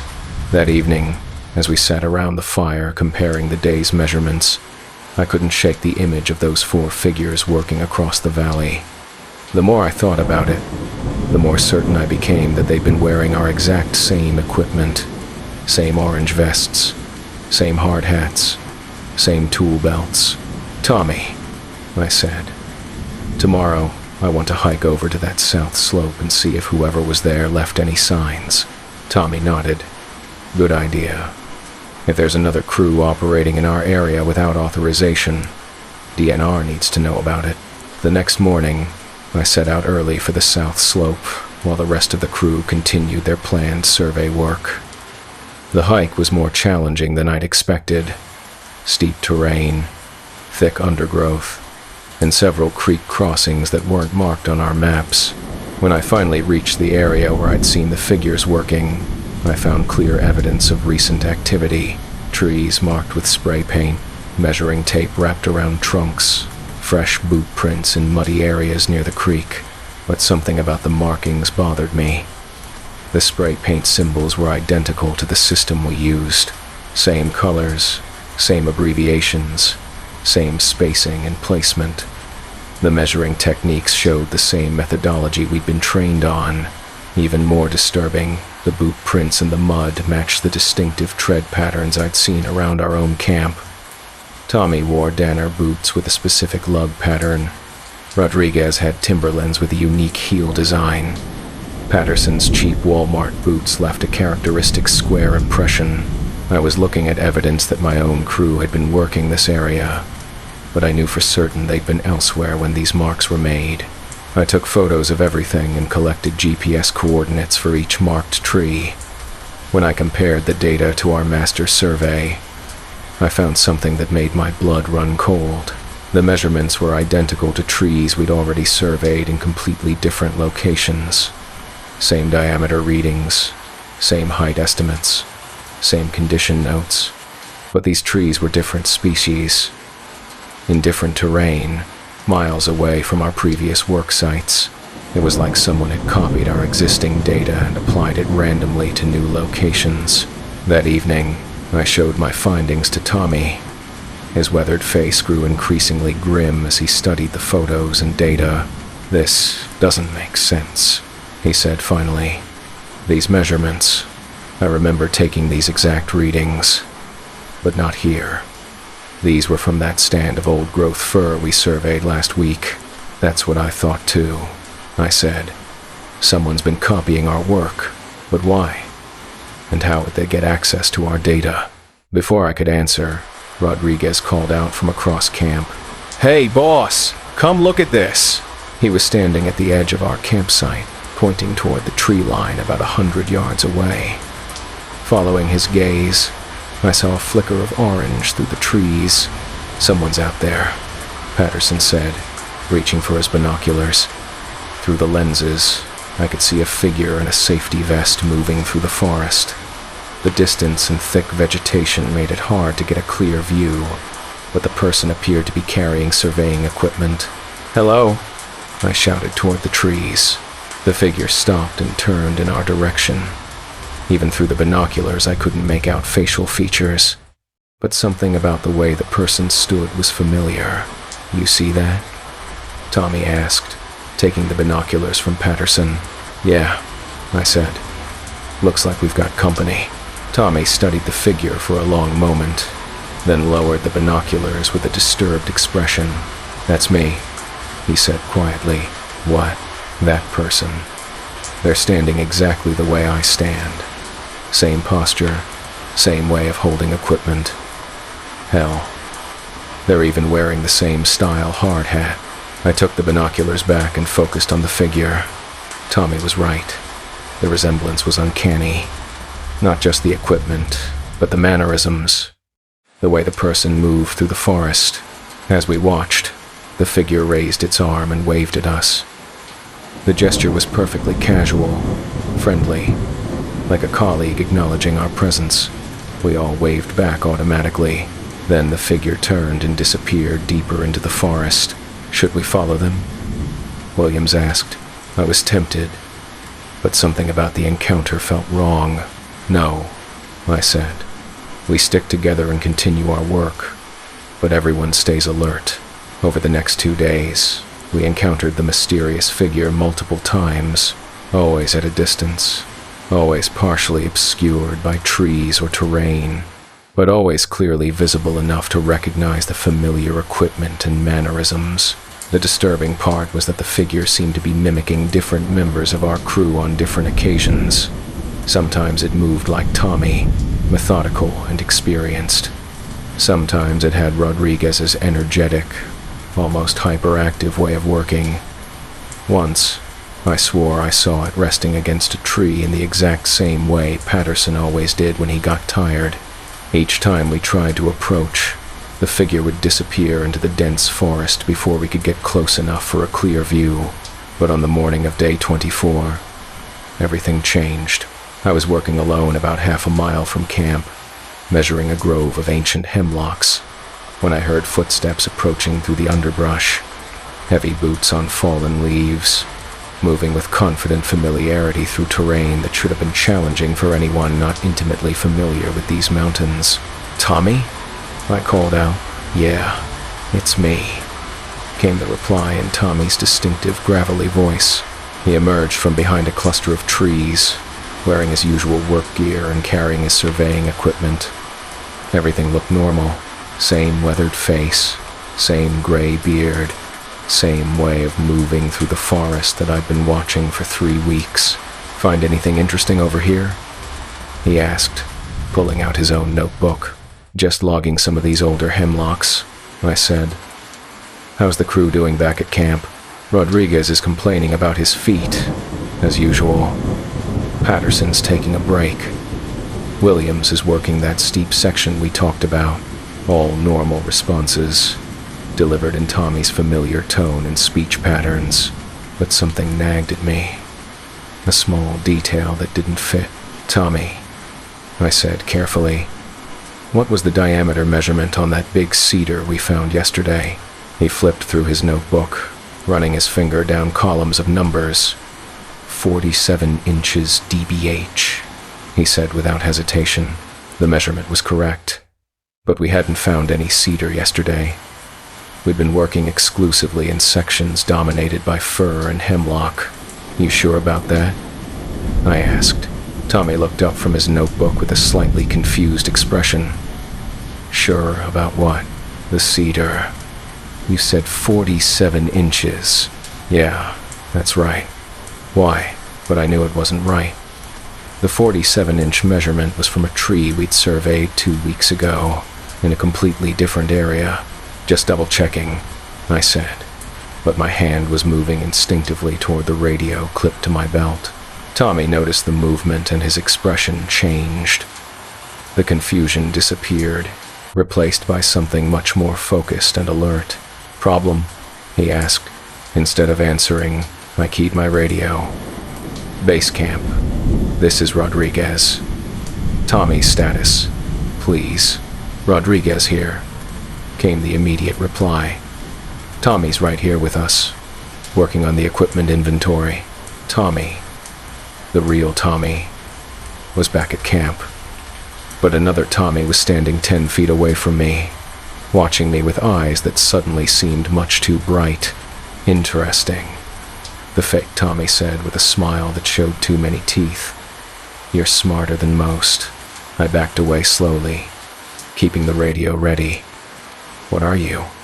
"I'm Tommy," it said, but the voice was changing, becoming less human, more like an echo of itself. "I'm Rodriguez. I'm Patterson. I'm Williams. I'm all of them, and none of them, and something much older than any of them." The thing wearing Tommy's face began to change, features shifting like melting wax. The beard faded, the weathered skin smoothed, the familiar scar on his left cheek disappeared. "I've been watching you," it said in a voice that was now a mixture of all 4 crew members speaking at once. "Learning from you. Your methods, your techniques, your voices, your memories." "Why?" I managed to ask. "Because you know these forests. You understand them in ways that take decades to develop, and I need that knowledge." The transformation continued, cycling through the faces of my entire crew before settling into something that wasn't quite human but contained elements of all of us. "What happens to us?" I asked. "You get to go home," it said with genuine-sounding regret. "With your survey complete and your data filed and your paychecks earned. You'll never know that I learned everything you know about these mountains. And then I become the expert. I take your knowledge and use it for purposes you couldn't imagine. I protect these forests in ways your species never could." I understood then. This thing wasn't just copying our appearance and mannerisms. It was downloading our expertise, our understanding of forestry and surveying in the deep woods. "The other crews," I said. "The ones who've gone missing over the years. Graduated," it said with something that might have been pride. "Their knowledge preserved, their skills integrated. They served a purpose greater than cutting down trees for human profit." I turned and ran. Behind me, I could hear it calling out in Tommy's voice, then Rodriguez's, then my own. "You can't outrun what you've already taught me." I made it back to camp and found my crew packing gear with unusual urgency. "We're leaving," Tommy said as soon as he saw me. "Right now." "What happened?" Rodriguez was working the south ridge when he saw himself walking through the trees about a quarter-mile away. Same clothes, same equipment, same everything. But Rodriguez was right here, helping me fix the radio. I told them about my encounter, and we spent the next hour hiking as fast as we could toward the extraction point where our helicopter was scheduled to pick us up the following day. But as we moved through the forest, we kept catching glimpses of ourselves, 4 figures in orange vests, working methodically through the trees, always staying just far enough away that we couldn't be certain what we were seeing. The helicopter arrived early the next morning, and we were never so glad to see anything in our lives. But as we lifted off, I looked down at the forest canopy and saw them clearly for the first time. Dozens of figures in survey gear, all wearing our faces, all working with our exact same techniques and methodologies. An army of foresters who knew these mountains better than we ever would, because they'd learned from everyone who'd come before us. Our survey data was filed and accepted without question. The area was classified for limited selective harvesting, just as we'd recommended, but I knew the truth. Those trees would never be cut. Not by human crews, anyway, because something much older and more patient than us was protecting them now, using knowledge stolen from generations of surveyors and loggers and researchers who thought they were just doing their jobs. The deep woods have their own intelligence, and now they know everything we know about how to keep humans out. Trust me on this. If you work in forestry, if you spend time alone surveying remote timber stands, pay attention to who you're working with. Make sure the person standing next to you is really the person you think they are, because there are things in the old-growth forests that have been learning from us for a very long time, and they're very, very good students. My camera captured something in the background of every shot, but when I looked with my naked eyes, nothing was there. The Olympic National Forest photography expedition was supposed to be the highlight of my summer. 5 days alone in the deep wilderness of Washington state, capturing images of old-growth forest and whatever wildlife I might encounter. I'd been planning this trip for months, saving up vacation time and researching the most remote areas where I could set up camp without seeing another human being for days. As a wildlife photographer, solitude was part of the job. The best shots came when you disappeared into the environment, became invisible to the animals you were trying to capture. Patience, silence, and the ability to sit motionless for hours were more important than expensive equipment. I'd been doing this for 8 years, ever since I'd quit my corporate job and decided to chase my passion for nature photography. Most of the time, it was exactly what I dreamed it would be. Peaceful, meditative, a chance to connect with the natural world in ways most people never experienced. But this trip was different from the start. I'd hiked about 12 miles into the forest before setting up my base camp, far enough from any trails that I wouldn't be disturbed by day hikers or backpackers. The spot I chose was perfect, a small clearing beside a creek, surrounded by massive Douglas firs and western red cedars that had been growing for centuries. The first day went exactly as planned. I spent the morning setting up my camp and scouting locations, then positioned myself at the edge of a meadow where deer frequently came to graze.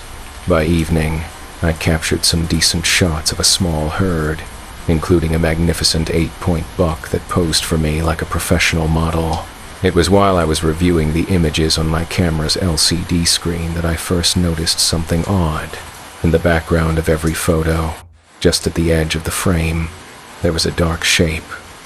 At first, I thought it might be a tree stump or a large rock that I hadn't noticed while shooting. But as I scrolled through the images, the shape appeared to move, slightly different position in each frame, as if whatever it was had been shifting around while I wasn't looking. I looked up from the camera toward the spot where the shape appeared to be, squinting through the viewfinder to get a better perspective. Nothing there except trees and shadows, but when I looked back at the images, the shape was still there in every single frame. That night, I sat by my small campfire going through all the photos I'd taken that day. The mysterious shape appeared in every single one, always in the background, always partially obscured by vegetation or shadows. In some shots, it looked almost human-like, tall and thin, standing upright. In others, it seemed to be on all fours, like a large animal.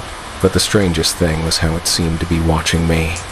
Even though I couldn't make out any details, there was something about the way it was positioned that suggested it was always facing my direction, always oriented toward wherever I'd been standing when I took the shot. I told myself it was probably just a trick of light and shadow, maybe combined with pareidolia, the tendency to see patterns or familiar shapes in random visual information. Every photographer dealt with this kind of thing occasionally, but I couldn't shake the feeling that something had been watching me all day. The second day, I decided to test my theory. I set up my camera on a tripod in the same meadow, but this time I positioned myself about 50 yards away with a telephoto lens. If there really was something there, maybe getting a different angle would reveal what it was. I spent the morning taking shot after shot, varying my position and perspective. Every time I checked the images, the same dark shape appeared, always in roughly the same location relative to my primary camera setup. Around noon, I decided to walk over to the exact spot where the shape seemed to be. The area was thick with undergrowth, ferns, fallen logs, dense clusters of young trees. I searched carefully, looking for anything that might explain what my camera was picking up. That's when I found the footprints. They were pressed deep into a patch of soft earth near the creek, clearly human in shape but wrong in size. Too long, too narrow, with what looked like claw marks at the tips of the toes. The stride length between prints was enormous. Whoever or whatever made them had legs much longer than any normal person. I photographed the prints from multiple angles, then set up my camera to take some reference shots of the area. When I reviewed those images, my blood ran cold. The dark shape was there in the photos, standing right next to where I was crouched down examining the footprints. According to the camera, something had been standing less than 5 feet away from me while I was focused on the ground, but I'd been alone. I was certain of it. That afternoon, I packed up my equipment and moved my campsite to a different location about 2 miles away. Maybe I'd just picked an unlucky spot, somewhere that created unusual lighting conditions or optical illusions. The new campsite was in a grove of ancient cedar trees, their massive trunks creating a natural cathedral effect. I felt safer here, more enclosed, harder for anything to approach without me seeing it. But when I set up my camera for some evening shots, the same thing happened. The dark shape appeared in the background of every image, closer this time, more distinct. As the light faded and I prepared to return to camp, I decided to try something different. Instead of just taking landscape shots, I started photographing in all directions, 360 degrees around my position, trying to capture whatever was casting that shadow. What I found in those images made me seriously consider abandoning the trip entirely. The shape appeared in photos taken in every direction. North, south, east, west. No matter which way I pointed the camera, it was there in the background. Sometimes it looked like it was behind me, sometimes in front, sometimes to the sides. It was like I was being surrounded. That night, I barely slept. Every sound in the forest, every snapping twig, every rustle of leaves seemed amplified and threatening. I kept my camera close, taking random shots throughout the night whenever I heard something that might be movement. The morning review of those images was worse than anything I'd seen during the day. The dark shape was there in the nighttime photos too, but now it appeared much closer to my tent. In some images, it looked like it was crouched just outside the ring of light from my campfire. In others, it seemed to be standing upright, towering over my small camp. In the final image, taken just before dawn, the shape appeared to be reaching toward my tent with what looked like an impossibly long arm. I broke camp immediately, stuffing my gear into my pack with shaking hands. I'd been planning to stay for 3 more days, but every instinct I had was screaming at me to get out of these woods. As I hiked back toward the trailhead, I kept stopping to take photos behind me, trying to see if whatever it was would follow. And it did. Every single image showed the dark shape trailing me at a distance, matching my pace perfectly. But here's what really terrified me. As the day progressed and I got closer to civilization, the shape in the photo started to change. It was becoming more defined, more human-like in its proportions. By the time I reached the main trail, about 5 miles from the parking area, the figure in my photos looked almost exactly like a person. Tall, thin, wearing what might have been dark clothing. In the last photo I took before reaching my truck, the figure was standing at the edge of the forest, watching me leave. And for the first time, I could make out facial features. It was wearing my face, the same features, The same hair, even the same clothes I was wearing, like looking at a photograph of myself taken from a distance, but I was holding the camera. I was looking through the viewfinder. There was no way I could be photographing myself from that angle. I drove straight home to Seattle, not stopping except for gas. When I got to my apartment, I immediately uploaded all the photos to my computer and started examining them in detail on a large monitor. What I found was worse than I'd thought. The figure hadn't just been following me, it had been copying me. Frame by frame, I could see it gradually adapting my posture, my way of moving, even the way I held my camera, like it was learning to be me by watching me. In the clearest images, taken with my longest telephoto lens, I could see that its mimicry wasn't perfect. The proportions were slightly off, the movements too fluid, the facial features not quite right, like someone wearing a mask of my face that didn't fit properly.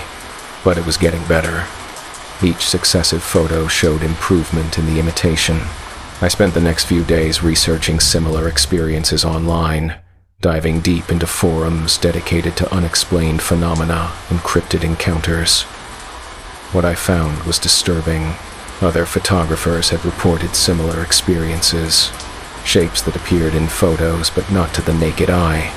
Figures that seemed to be learning, adapting, becoming more human-like over time. Most disturbing were the follow-up posts from some of these photographers.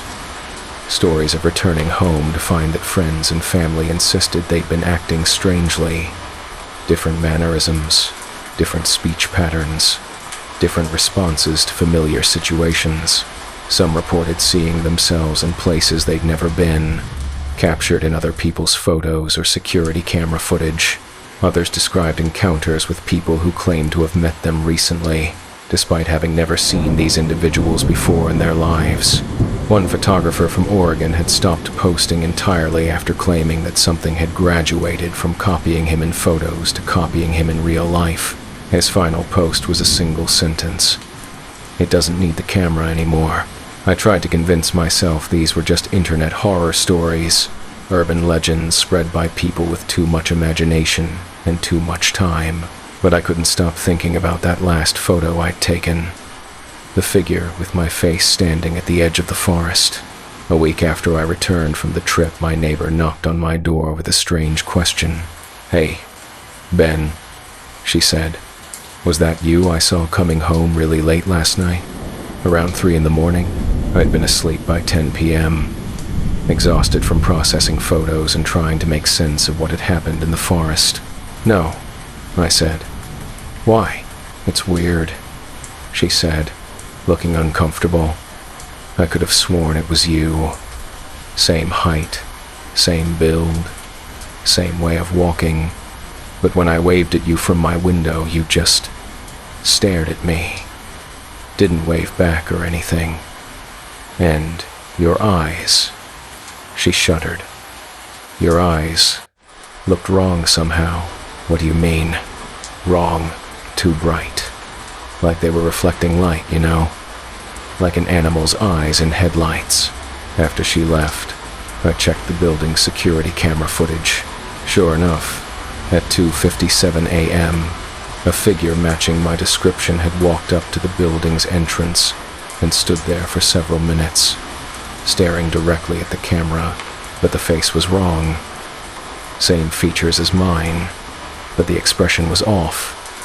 Too intense, too focused. And the eyes, they did look like they were reflecting light, glowing slightly in the infrared footage. The figure had eventually walked away, but not before reaching toward the camera with a hand that seemed to have too many fingers. I moved out of that apartment the next week, told my landlord I'd gotten a job offer in another state, but the truth was I couldn't stand the thought of that thing knowing where I lived. I also stopped doing wildlife photography, sold all my equipment, deleted my website, abandoned the profession I'd loved for 8 years, because I realized that whatever I'd encountered in the Olympic forest hadn't just been watching me, it had been studying me, learning not just how to look like me, but how to be me. And now it was out there somewhere, wearing my face, living some version of my life, maybe even doing a better job of being Ben Morrison than I was. Sometimes I catch glimpses of myself in other people's photos posted online, standing in the background of tourist shots, lurking at the edge of wedding photos, captured by security cameras in cities I've never visited, always watching, always learning, always getting better at being human. The worst part is, I'm not sure anymore if I'm really me, or if I'm just another copy that thinks it's the original. How would I know? If that thing in the forest was good enough at mimicking to fool my neighbor, to fool security cameras, maybe it's good enough to fool me too. Maybe the real Ben Morrison is still out there in the Olympic forest, and I'm just a collection of borrowed memories and learned behaviors, telling his story as if it were my own. There's no way to know for sure, and maybe that's the most terrifying thing of all. If you're a photographer, if you spend time alone in the deep woods with your camera, be careful what you capture, because sometimes the things watching you from the shadows learn more than you want to teach them, and sometimes they decide they like your life better than whatever existence they had before. Check your photos carefully. Look for shapes that shouldn't be there, figures that don't match what you remember seeing, because once they've learned enough about you, they might not need you anymore. Trust me on this one. I know how it feels to meet yourself coming home. I found my assistant's field notes scattered around a tree, but he was sitting in our tent 30 feet away, still writing in his notebook. 15 years of field work in remote ecosystems, and I thought I'd developed a pretty good sense for when something was about to go wrong in the wilderness. Weather changes, equipment failures, medical emergencies. You learn to read the signs, to trust your instincts when they told you to pack up and get out. But nothing in those 15 years had prepared me for what happened during the Whole River ecosystem study. Dr. Richard Hayes and I had been awarded a grant to conduct a comprehensive biodiversity survey of old-growth temperate rainforest in the Olympic Peninsula. 6 weeks in some of the most pristine wilderness left in the continental United States, documenting plant and animal species in an area that had barely been touched by human activity. Hayes was one of the best field biologists I'd ever worked with. Methodical, observant, and experienced enough to handle the isolation and physical demands of extended wilderness research. We'd collaborated on 3 previous studies, and I trusted him completely. Our research station was set up in a small clearing about 8 miles from the nearest trail, deep in the heart of the Hoh rainforest. Ancient Sitka spruces towered 400 feet above us, their massive trunks draped in moss and ferns. The forest floor was a thick carpet of fallen logs in various stages of decay, creating habitat for countless species of insects, amphibians, and small mammals. It was exactly the kind of environment where you could spend months and still discover new relationships between species, new adaptations, new examples of the complex web of life that thrived in these ancient forests. The first 3 weeks went exactly as planned. We established sample plots, set up monitoring equipment, and began the systematic process of documenting every living thing we could find. Hayes handled most of the botanical work, while I focused on animal behavior and population studies. Our routine was simple and efficient. Up before dawn, work until the light faded, then spend the evening entering data and preparing for the next day's field work. We'd brought enough supplies to last 2 months, plus satellite phone backup for emergencies. It was on the morning of day 22 that I first noticed something was off.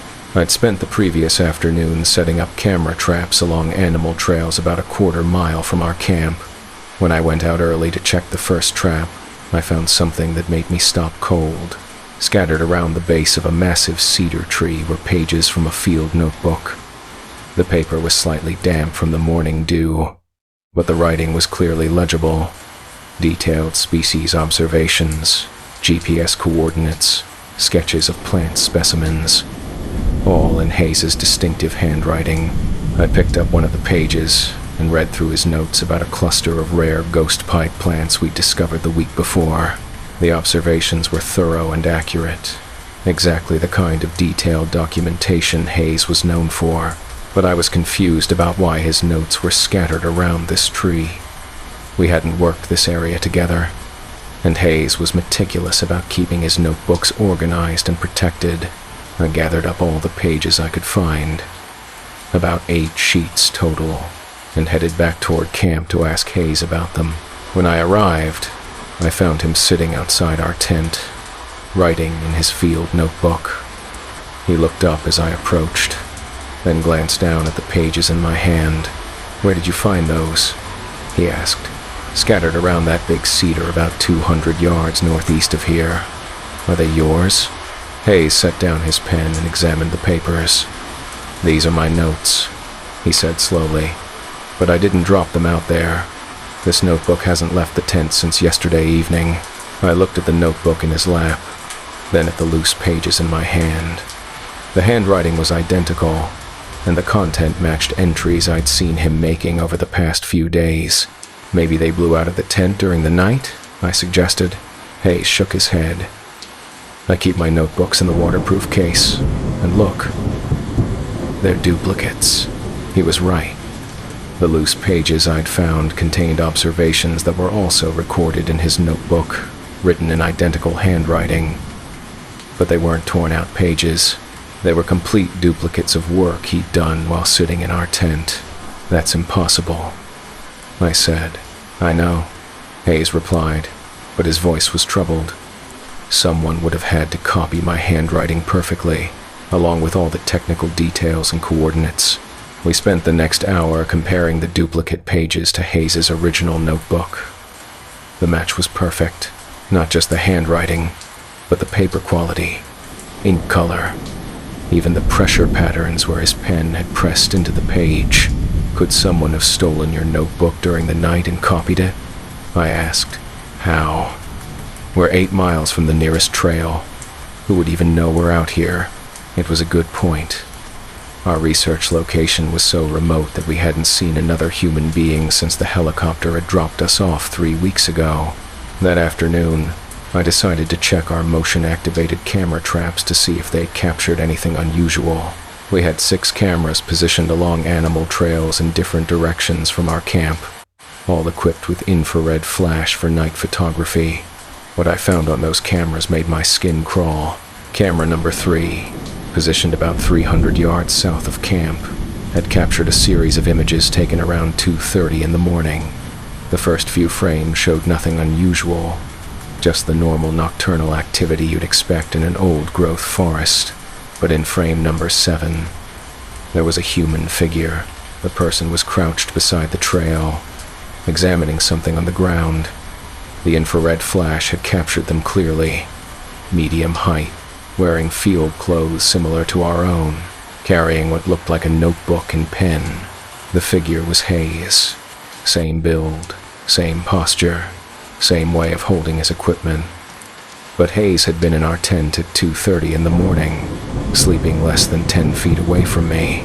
I scrolled through the remaining frames.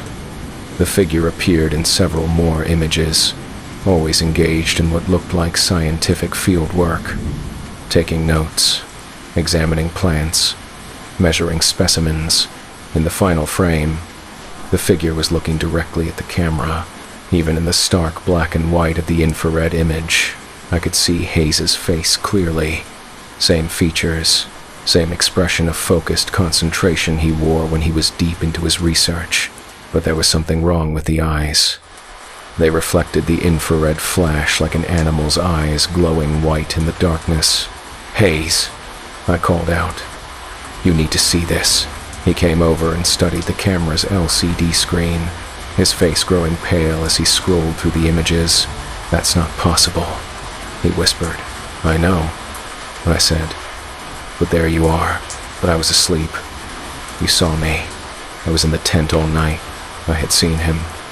I was a light sleeper, and I would have noticed if he'd gotten up and left the tent for any extended period. Maybe it's someone who looks like you," I suggested. But even as I said it, I knew how ridiculous it sounded. Hayes shook his head. "Look at the way he's holding the notebook. Look at his posture when he's examining that fern. That's exactly how I work. Nobody could imitate that so perfectly." He was right. The figure in the images wasn't just wearing Hayes's face. It was copying his professional mannerisms, his research techniques, his way of moving through the forest. That evening, we went through our entire collection of camera trap data from the past 3 weeks. What we found was disturbing.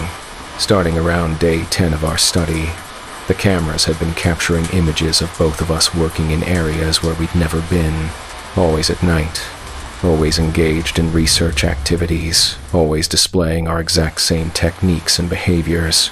But the most disturbing discovery was the progression we could see in the images. In the early photos, the figures looked almost right, but not quite. Proportions slightly off, movements a bit too stiff. But as the days progressed, the imitations became more accurate, more natural. Whatever was copying us was learning, getting better at being us.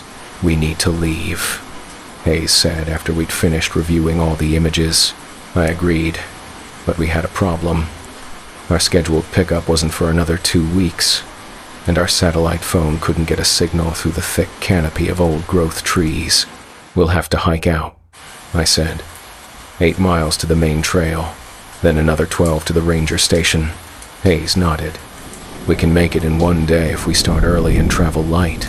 But as we began packing our essential gear, we heard something that made us both freeze.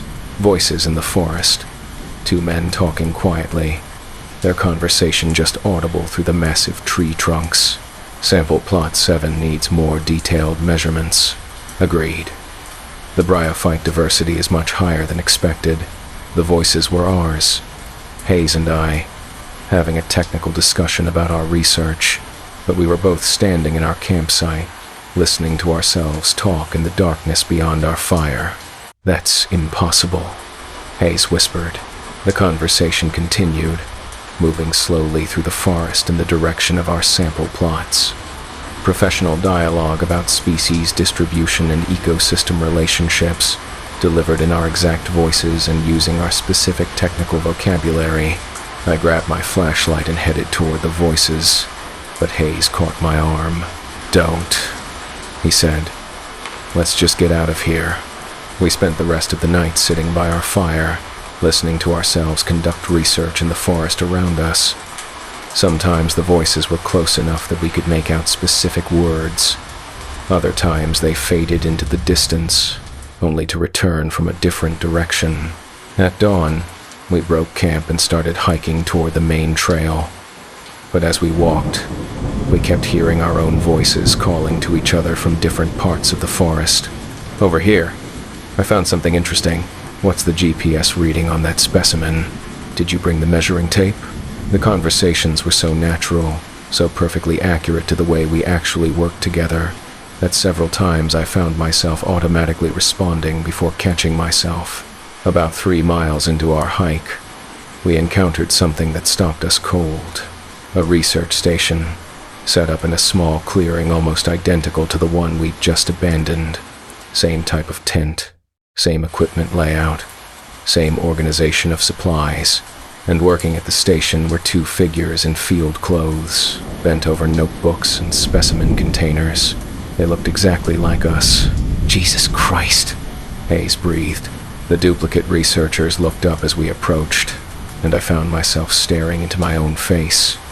Same features, same field-worn clothes, even the same small scar on my left hand from a collecting accident years ago. "Hello," my duplicate said with a friendly smile. "Beautiful morning for fieldwork, isn't it?" The duplicate Hayes waved at us cheerfully. "You guys researchers too?" "We're doing a biodiversity survey for the university." I couldn't speak. I was looking at a perfect copy of myself, talking with my voice, displaying my mannerisms, even wearing clothes identical to what I had on. "Where are you from?" the duplicate me asked. Hayes managed to find his voice. "University of Washington." We're doing ecosystem research." "Fantastic," the duplicate Hayes said. "We'd love to compare notes. It's so rare to meet other researchers out here." The conversation continued, with our duplicates displaying perfect knowledge of our research methods, our academic backgrounds, even personal details that weren't recorded in any of our field notes. But there were small things wrong. The duplicate me blinked too infrequently. The duplicate Hayes held his head at a slightly unnatural angle, and both of them had that same reflective quality to their eyes that I'd seen in the camera trap images. "We should really be going," I said, backing away slowly. "Of course," the duplicate me said. "But here, take our contact information. Maybe we can collaborate on future projects." The duplicate Hayes pulled out a business card and handed it to me. I looked at it and felt my stomach lurch. It was my business card, my name, my university affiliation, my phone number, and email address. But I'd never given them a card. "How do you have this?" I asked. "You gave it to me yesterday," the duplicate Hayes said with confusion. "Don't you remember? We had a long conversation about sampling methodologies, but Hayes and I had been together yesterday. Neither of us had met these people before. We left the clearing quickly, but as we hiked toward the main trail, we could hear our own voices behind us, continuing their research as if nothing unusual had happened. The rest of the hike passed in tense silence. Every sound in the forest seemed amplified. Every snapping twig could be footsteps. Every rustle of leaves could be voices. When we finally reached the ranger station that evening, we were exhausted, paranoid, and desperate to get back to civilization. But the ranger on duty looked at us with confusion when we introduced ourselves. "Dr. Martinez and Dr. Hayes," he said, checking a logbook. "I've got you down as checking in yesterday evening. You filed a report about completing your research ahead of schedule." Hayes and I looked at each other with growing horror. "That wasn't us," I said. "Sure it was," the ranger replied, flipping through his paperwork. I remember the conversation clearly. "You were excited about the bryophyte diversity data you'd collected." He showed us the check-in log. There, in our own handwriting, were our signatures and a brief report about successful completion of our biodiversity survey. But neither of us had been to the ranger station before that moment. The helicopter ride back to Seattle was the longest 40 minutes of my life. Hayes stared out the window without speaking, and I spent the time trying to figure out how to explain what had happened in our official report. How could we tell the university that perfect duplicates of ourselves had been conducting research in the same area, that something in the old-growth forest had learned our methods, our voices, our professional expertise? In the end, we filed a standard report about successful completion of our biodiversity survey. The data was accepted, the grant requirements were fulfilled, and our professional reputations remained intact. But both Hayes and I knew the truth. Our research had been completed, just not by us. Whatever was in that forest had learned everything we knew about ecosystem biology. It had absorbed our techniques, our knowledge, our entire approach to scientific fieldwork, and somewhere in the Hoh rainforest, perfect copies of us were still out there, conducting research with methods they'd stolen from our minds. Hayes retired from fieldwork after that, took a teaching position where he never had to venture into remote wilderness areas again. I kept working, but I never went back to the Pacific Northwest, and I never did solo research again. Too many nights lying awake, wondering if the person in the tent next to me was really my colleague, or something that had learned to wear their face. Because the thing about old-growth forests is that they've been accumulating knowledge for centuries, learning from everyone who enters, absorbing their skills and memories, adding to their collective understanding. And sometimes that knowledge walks out of the forest wearing human faces, carrying human expertise, living human lives. Trust me on this. If you're a researcher, if you work alone in remote wilderness areas, pay attention to your field notes. Make sure they don't end up scattered around trees you've never visited, because there are things in the deep woods that are very interested in what we know, and once they've learned from us, they might not need us anymore. The forest keeps its secrets, but sometimes it keeps us too.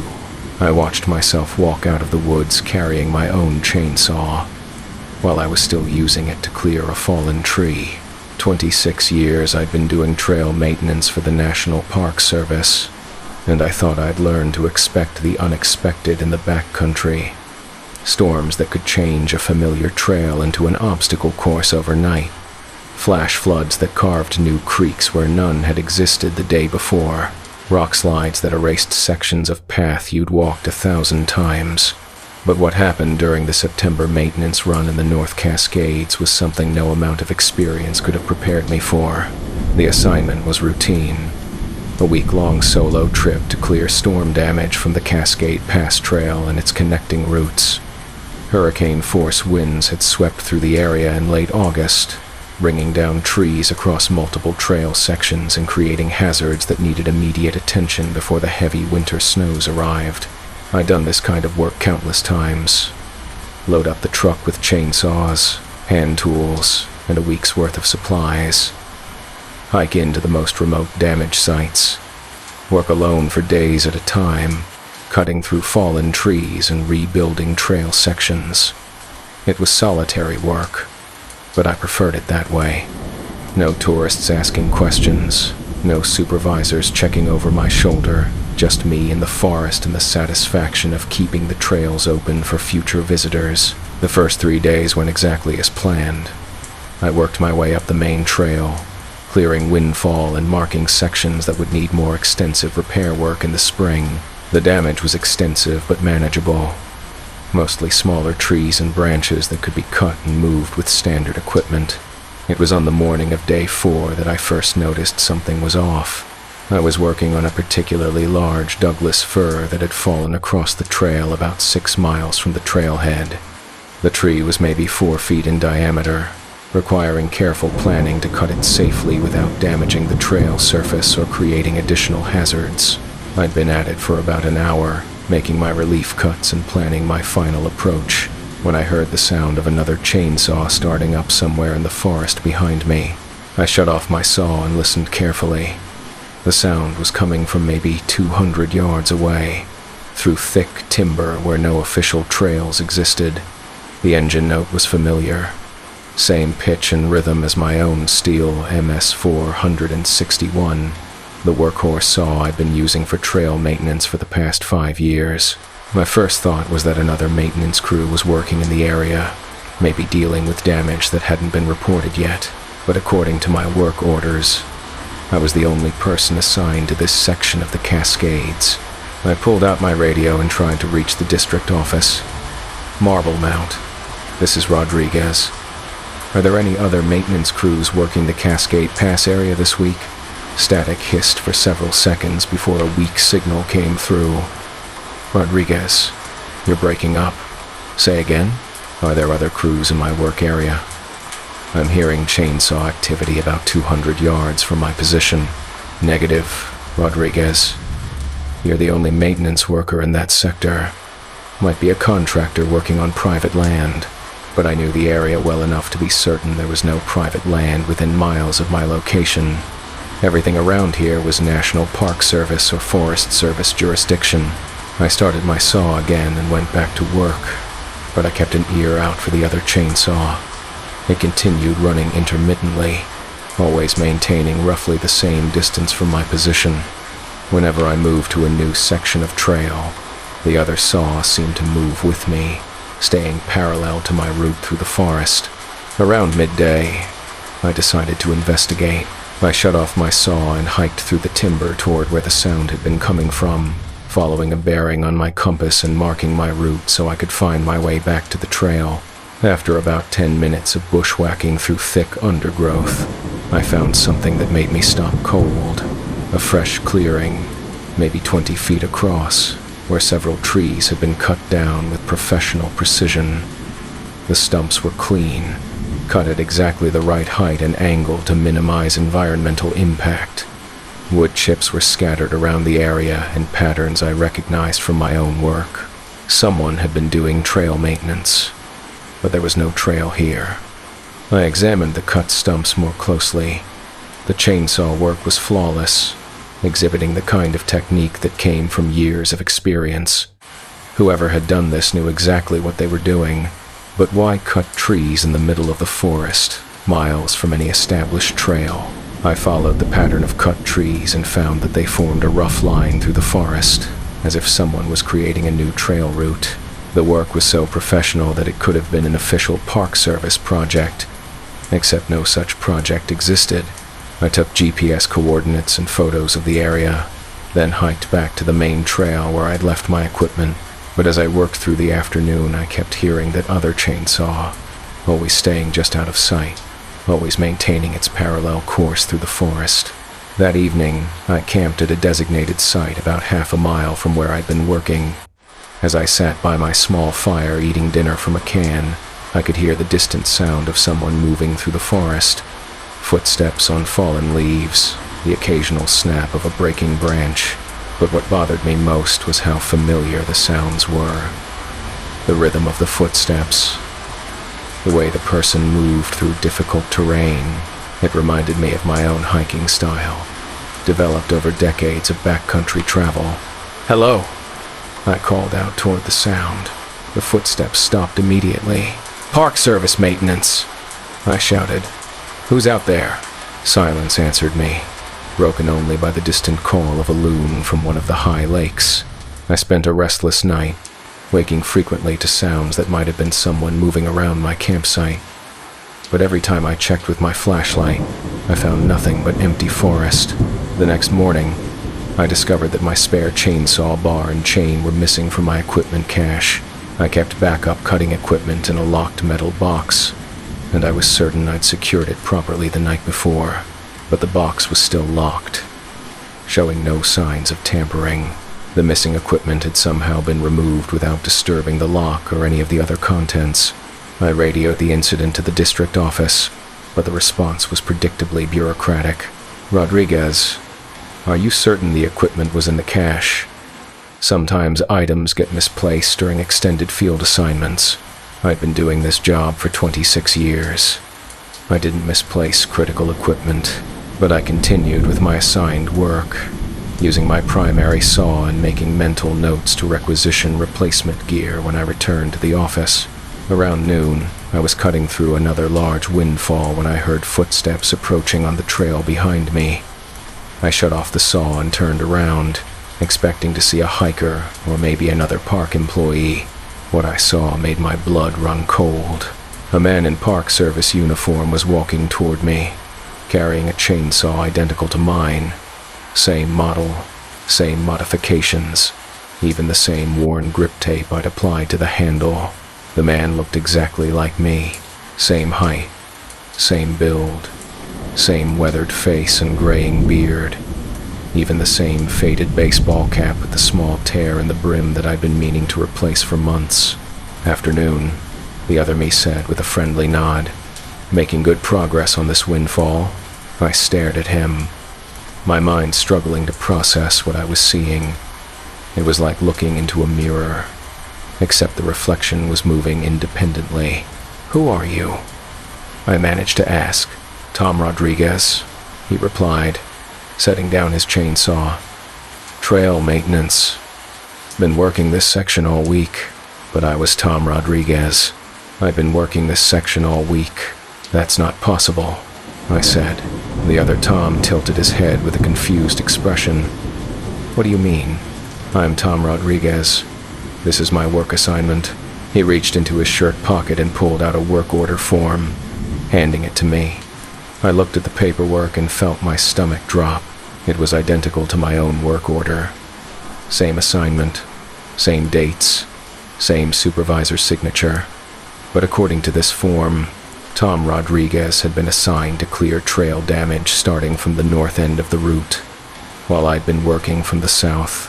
"Looks like there was a scheduling mix-up," the other Tom said with a shrug. "Happens sometimes with these remote assignments." But I knew there hadn't been a mix-up. I'd received my work orders directly from the district supervisor, and I was the only maintenance worker assigned to this area. "Where did you get these orders?" I asked. "Same place you got yours, I imagine." "District office in Marble Mount." I studied his face carefully, looking for any sign that this was some kind of elaborate prank or case of mistaken identity. But the resemblance was perfect. down to the small scar on my left cheek from a chainsaw accident 15 years ago. "What's your employee ID number?" I asked. He rattled off a number without hesitation. It was exactly 1 digit different from my own ID. "Social security number?" He gave me a number that was almost identical to mine, but with the last 2 digits transposed. Everything about him was almost right, but not quite. Like someone had created a near-perfect copy but made small errors in the details. "Look," the other Tom said, "we're both here to do the same job. Why don't we work together? We can get through this windfall twice as fast." Every instinct I had was screaming at me to get away from this person, or thing, or whatever it was. But I was curious to see how far the mimicry went. "Sure," I said. "You take the right side. I'll take the left." We worked in parallel for the next hour, cutting through the fallen Douglas fir with coordinated precision. The other Tom's technique was flawless. Exactly the same cutting style I'd developed over decades of trail maintenance. He anticipated my moves, matched my pace, even used the same safety protocols I'd been trained on, but there were small things wrong. He held his saw at a slightly unnatural angle. His movements were too fluid, lacking the small hesitations and adjustments that come from years of working with unpredictable wood grain. And when he spoke, his voice was just a fraction too precise, like someone reciting memorized lines. When we finished clearing the tree, the other Tom straightened up and wiped sweat from his forehead in exactly the same motion I would have used. "Good work," he said. "This trail should be clear for hikers now." "Yeah," I agreed, but I was studying his face carefully.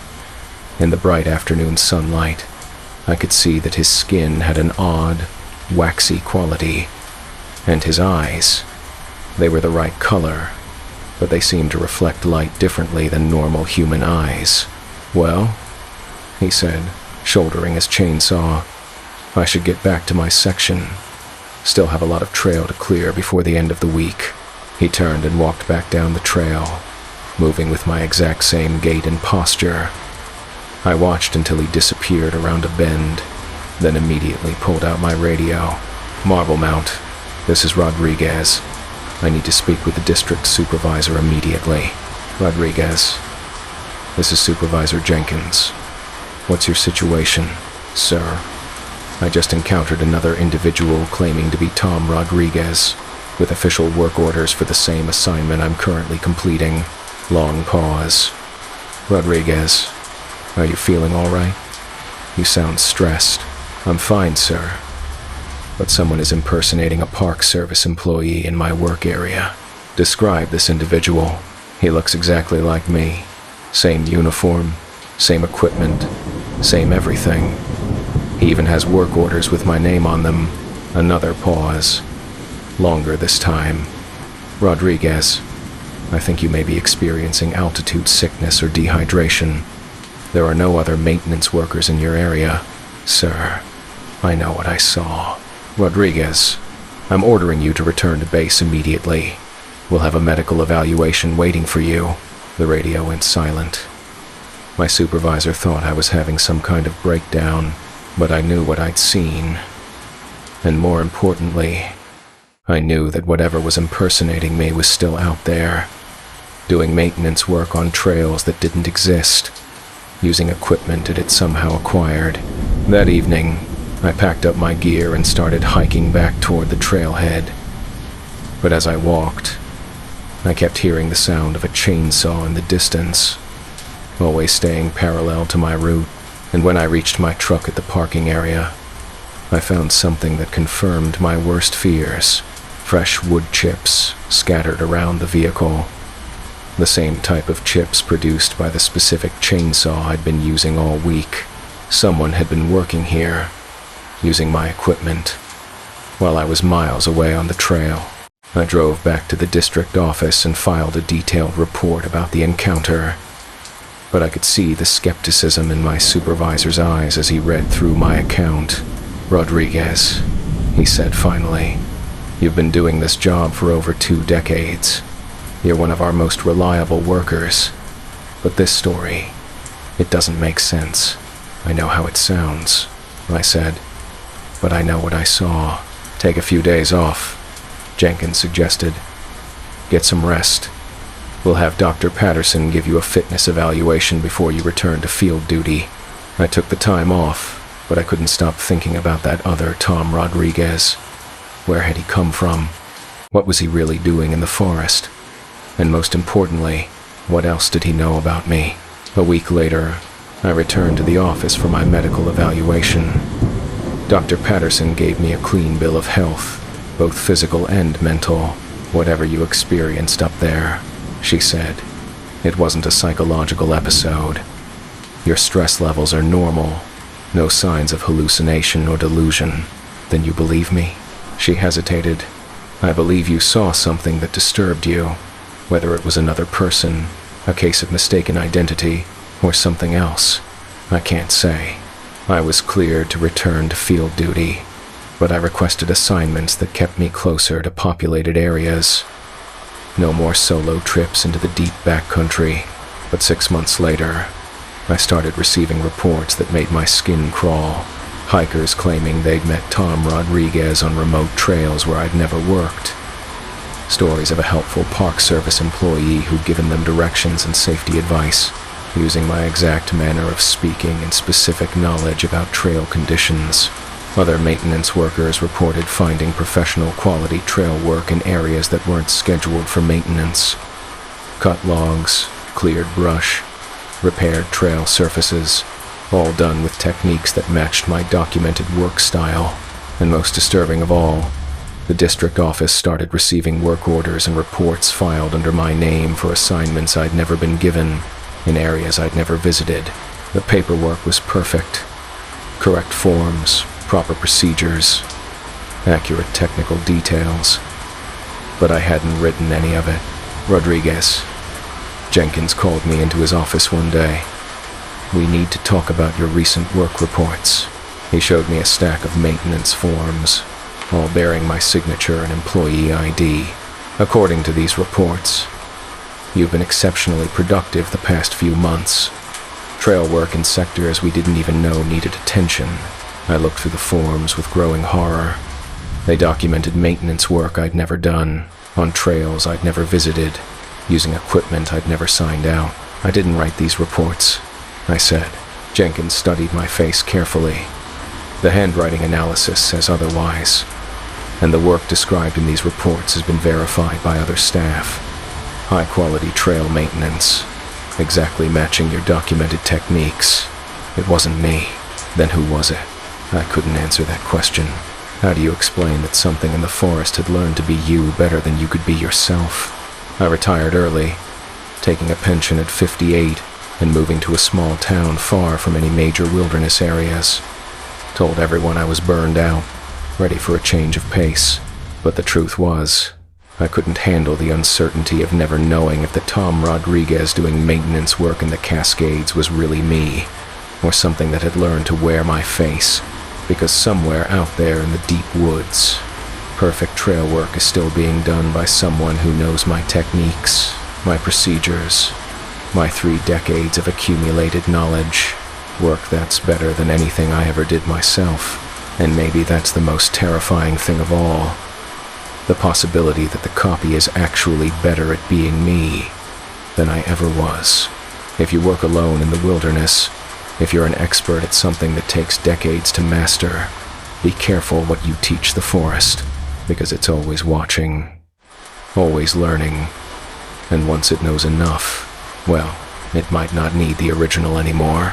The trees remember everything, and sometimes they remember us too.